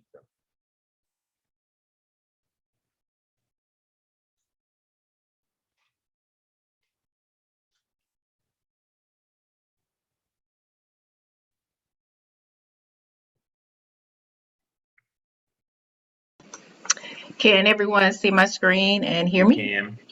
Okay, great. All right, so I am doing my project on student support services at a large urban community college, which I will refer to as LUC throughout the rest of this presentation. So the intro, TRIO Student Support Services is a federally funded program through the Department of Education. It dates back to the 1960s, and it was started under President Lyndon Johnson's administration. And Student Support Services itself was started in 1968, and its ultimate goal is to increase retention and graduation rates among its students. The LUC program enrolls 175 students annually, and these students fall into categories of low income, being first generation students, or having some type of disability. Some of the services that TRIO Student Support Services provides are academic tutoring, career coaching, counseling, mentoring, college tours, and exposure to cultural experiences. So the problem that I am trying to address with my project is that there's a lack of enrollment in student support services programs at LUC's satellite campuses. So there are 6 campuses, and there are only students are only enrolled in the program at one of those campuses. And this is also not meeting the college's values and goals as it relates to being student-centered and making equity a priority, and helping students achieve success. So I have 2 research questions, and they are, why are there no students enrolled in the program at other campuses, and how can enrollment be expanded to the other campuses.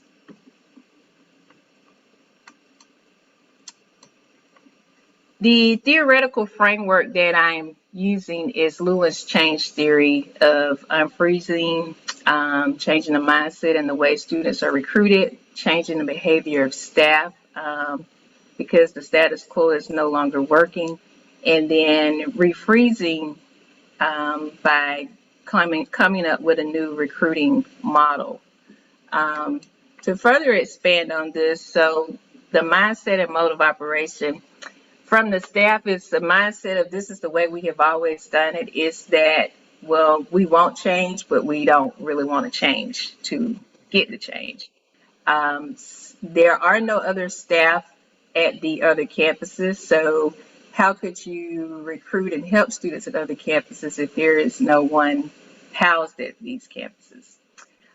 And just kind of challenging staff to get out of their comfort zone, again, their way of doing things. There are also some federal guidelines, since it is a federally funded program. For instance, they cannot recruit at high schools, and students must already be enrolled in college to be considered for the program. So these are just some things to consider as well.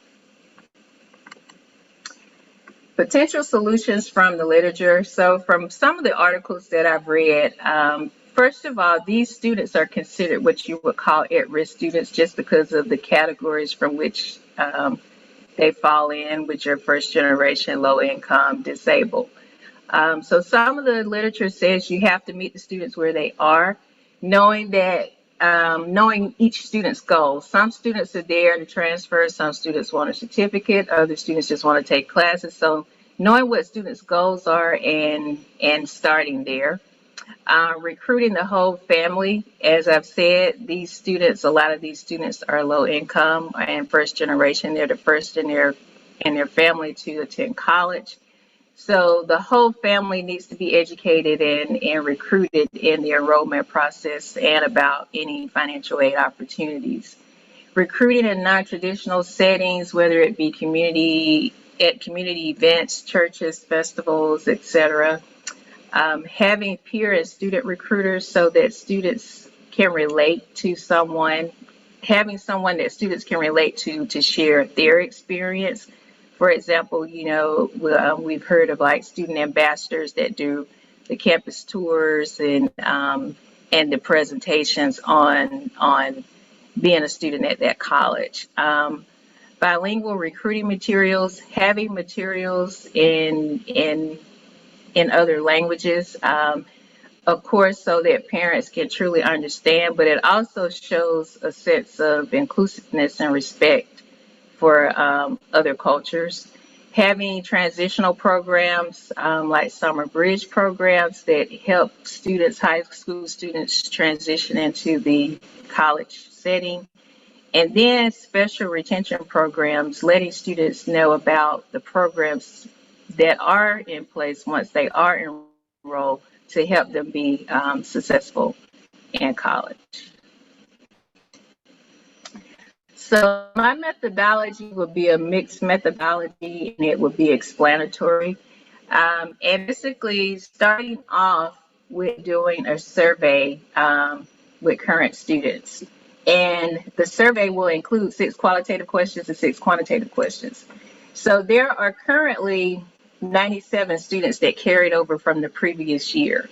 And we wanted to start, or what I plan to do is to start by surveying these students and asking them the questions on how did they first hear about the program, how do they feel about the enrollment process, what keeps them in the program, and questions and things like that. These will be what Dr. Lamb calls couplets, 6 quantitative questions and 6 qualitative questions. I'm going to start there to see how much data is collected, and hopefully it will be enough and good data, but do have some things in mind if it doesn't yield the results that I am looking for. And then the findings and recommendations and action plan and project deliverables are to be determined from that. And that concludes my project. Are there any, or my presentation? Are there any questions?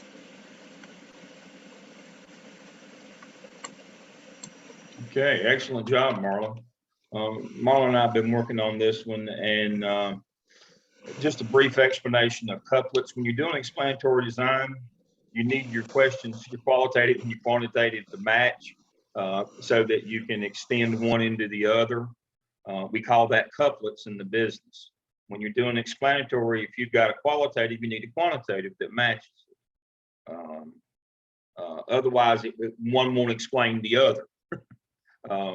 Too many times when we do these, we ask one set of questions in quantitative and a different set in qualitative, and then we wonder why one doesn't explain the other, and we don't know what to do with that.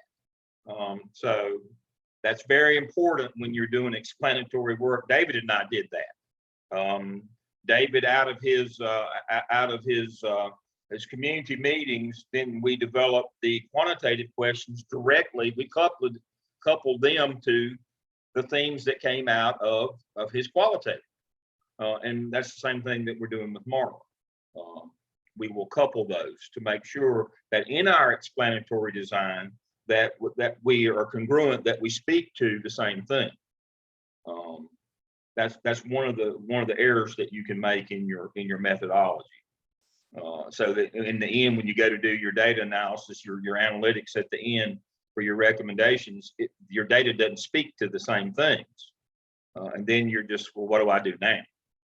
Well, you have to start again, kind of. That's what you have to do now. So you have to do that a priori up front.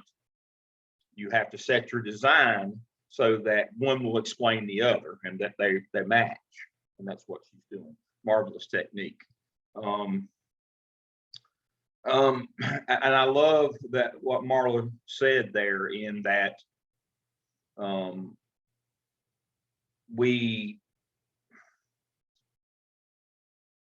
we'll do anything except change to get change, and that's the irony of change. We want to change our outcomes, but we don't want to change our process. And remember, your outcome is just it is determined by the process that got you there. They want a different outcome. They want to serve more students. They want to be more viable, but they don't want to change the way they're doing things. Well, again, your process determines your outcomes. And so they're going to have to change their process. I don't want to do that. It goes back to social systems. What the organization needs for them to do every day is not what they want to do. The organization needs for them to expand and outreach and do something different, but they want to do what they've been doing. Well, it goes back to arduous single and double loop. If you do the same things you all did, you get what you always got. And so that is going to be the challenge. And again, this is one of those things where, and this speaks to where I'm headed with this. This speaks to implementation. That's why we try to avoid implementation at all costs. Remember, your goal is to get through this program. And when Marla comes up with a set of recommendations and an action plan for these people, their history tells us they will be wholly unprepared or unwilling to do that. That's on them. Hopefully they will change. But that's just hope. Again, we've got to be much more intentional. And so this is exactly what we talk about from the very beginning. We stop when we hand them that action plan, that set of recommendations that we have intentionalized into an action plan. We run to the bank and try to cash our check right quick. We can't be involved in the implementation because that's a whole nother level of hurt. And we need to be we need to be paid separately for that piece, for the aggravation and the torment we're going to have to go through on that. And this is a perfect example of that. These people are unwilling. They're not willing participants. And if you're being paid, that's fine. But for the purposes of what we're doing, you have to understand that everybody won't see the efficacy or the value in what you told them they need to do. because it will encumber a change in their behavior. And so, again, we'll do anything to change except change. Always remember that. That's one of the, all the stupid things I say, that's one you should write down.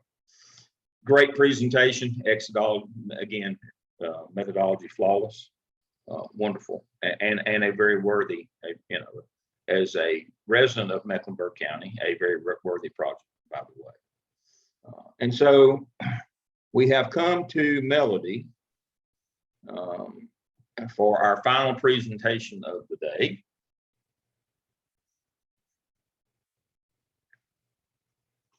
You guys hear me? Yes, we can. And can you see my presentation? Yes, we Okay. can. I am super excited to share my consultancy project with you guys and my methodology proposal. My project is M&Ms, mentors, and mentees. And the problem when I was first discussing this with the leaders of the organization, which is let me back up and say, a Title I elementary school that serves over 600 students in the Midlands of South Carolina. And the leaders of the school were primarily concerned about behavior, even though there is a school-wide classroom management, school-wide management system. There was still a group of students that continued to struggle with behavior issues inside of the school environment. So the thinking at that time was that a mentoring program might be beneficial. And so the importance is we want to improve the lives of students and add value to the people who deal with them and work with them on a daily basis. So that really plunged me into my lit review at that point, thinking about two questions. Is a mentoring program valuable? And if it is, what components make a program successful? So I researched over 42 articles, because we are talking about students and their lives, and we don't just decide to do something because it sounds like a good idea. So I researched lots of articles, programs, what the research says about mentoring, and three themes that you can see there really emerge. That yes, indeed, mentoring programs are of value, that the key ingredient to a successful mentoring program is the relationship that's established between a mentor and a mentee, and then that training of the mentors is critical. I also looked around for similar programs in an elementary school and what those might look like and what lessons they have learned. What I was able to find in Greenville, South Carolina, in the upstate, a school, Blythe Academy, that had a mentoring program, and I was able to speak with their coordinator. And then Mentor Upstate is also an organization in the upstate that helps schools start mentoring programs. So also from that, these same themes came out, that the programs are definitely valuable, that relationships are key, and that training is important. And I've just pulled out one quote here that really encapsulates the thinking of mentoring programs.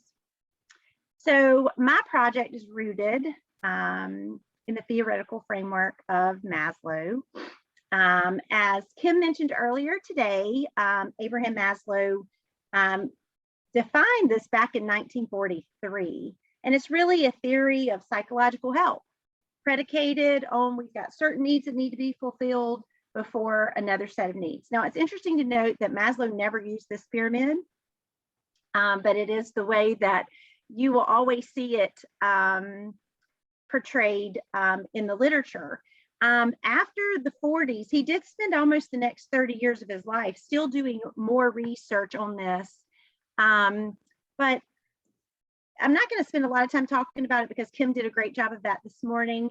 But those first four levels, those are really the deficit needs. And so my project is going to focus on that. And I'll talk more about that in a minute. I will say that in later years of his life, Maslow did add that top self-transcendence, which is really just beyond ourselves, that our purpose maybe is spiritual, that there's a higher purpose than just achieving your own potential. So before I get into my methodology, I thought it was important that I tell you about the sample and the goals. One of the surprising things that happened once we decided to launch this mentoring program, and we thought we would just be identifying students who were having behavior issues, we found out that the problem really encompassed, perhaps as a result of COVID, other issues as well. We had students that were dealing with confidence issues. They'd been home in isolation with COVID. They'd had deaths in their family, grandparents, parents. You might be shocked to know that in this organization, 5 students have lost a mother or a father since August of 2021. So the need to have a mentoring program, a one-to-one program, is definitely there and important. So my sample is a convenient sample of students who have been identified, which is okay because I'm not trying to make any generalizations here. I'm doing this research for this organization with these students at this time. But they can be recommended by a teacher, a principal, or a counselor for either the behavior issues or for confidence issues, confidence in themselves or confidence in their environment, that it's secure, that they belong. And so there are over 20 students currently identified. So my research questions, there are 3 here. Does mentoring help reduce behavior infractions in schools? Does mentoring increase students' confidence? And how does a mentoring program impact students, their teachers, and their families? So directly related to those are 3 goals: to enhance personal support of students through contacts with adult role models, to increase confidence, and to reduce behavioral infractions. So my methodology, I'll use a mixed methodology approach. Mine is also explanatory. I'm collecting quantitative data that I will use to inform the qualitative data. And I think this is the best approach for my project because it allows me to triangulate the data, not only to know what happened, but how it happened and why it happened. So quantitatively, my data is going to come from 3 sources. One, just keeping up with the frequency of contact between a mentor and a mentee. And the second one is the behavior data, which is super easy to access. This organization uses a web-based app called Class Dojo. And so any adult who interacts with a student has access to this and can log behavior infractions at any time. Administration, and then I also have access to this. I can in real time see and track the behavior. So it can be tracked by day, by week, by month. I'm tracking for the purposes of this project by month. Then I'll also have a closed-ended survey that I have created in Qualtrics. And this survey is for the students, the mentees who are a part of the program, asking them simple questions where they choose, I feel confident or not, I belong or I don't, those sorts of questions. So then my qualitative data will be my interviews. I will interview every mentor and every mentee, but they will really be driven by the quantitative data. And I'll show you using a semi-structured approach. I have designed interview questions, but I maintain the freedom to reword them, to change them, to add to them, depending upon what the quantitative data reveals to me. Also, there will be an open-ended questionnaire that I have created in Qualtrics that will be sent to the parents of mentees and the teachers of mentees. And although neither of these groups is directly a participant in the M&Ms program, I feel like their perspective, did this add value to your family, to your student? Does this add value to our organization? That perspective is really important as well. So these are just the guiding interview questions that I have, but remembering that they may change based on the quantitative data. So like the rest of you, I am super excited about this project. I am looking forward to the findings and being able to make recommendations for this organization moving forward and providing an action plan for them. So do you have questions for me? Excellent. Worthy project. Excellent technique. Point to highlight that Melody brought out. This is a convenient sample, but for the purposes of what she's doing, it's supposed to be. We would not run a chi-square because we know that it's an outlier group. That's the whole reason why she's working with them, is they are an outlier. We are not trying to generalize to any other group, even in her own building. We're talking about that group, that sample of that population. Again, excellent technique. So couldn't be a more worthy project. Again, anything that helps children, I'm a big proponent. Thank you all. 10 excellent projects today. You ought to don't sprain your shoulder, but pat yourselves on the back. What a great job you've done. I'll try not to sprain mine since mine are surgically repaired, but I feel so proud of all of you. I hope that you have grown and learned something this semester. Next, we'll get here to the final thoughts. All work is due by next Saturday, December 11th by university policy. I'll fill out grades sometime during the week. Please take a minute to do the final exam. Again, it's just 20 questions. It's not for a grade. It's to see where you assess where you are at the end of this. And then if you want to write me a few words for final reflection on how much you've learned or how little you've learned or how much you've grown or not grown, I would appreciate that as well. I always like assessment. And as always in the DEOL program, the real project is you, developing your leadership, your skills and ability. You can't just fluff your way through life. You've got to have some actual skill set. You've got to have tools to put in your toolbox. That's the point of this course. It's different than the others. You actually got to learn some stuff here. You've got to have some tools, some takeaway. You've got to have some knowledge. You can't bluff your way through in this line of work.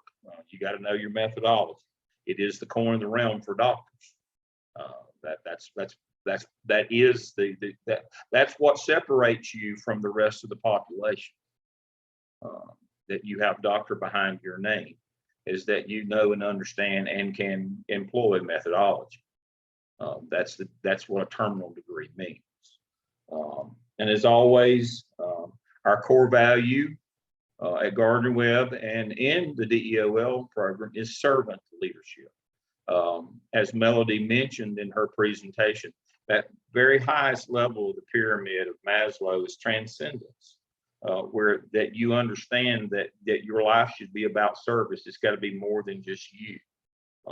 That's the whole notion of Gardner-Webb University, Pro Deo et Humanitate, for God and humanity.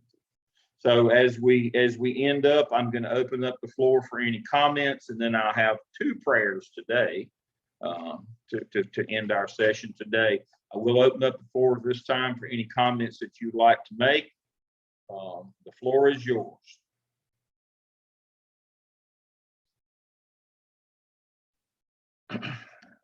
David said, hurry, the ball game's already on. I know. No, I'll open I'll open up. Dr. Lamb, thank you for I'd say your teaching and I will say it's a lot of material and it's a lot of material and I find myself I'm better at it. I'm still learning even after the class, the more to read up on it. And I remember the first class, I think I can get you a little bit. You'd say probability is your friend. And that stuck with me when you said probability is your friend.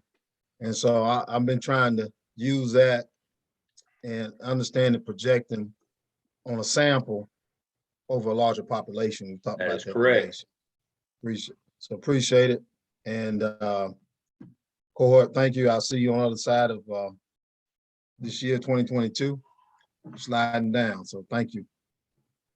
Thank you.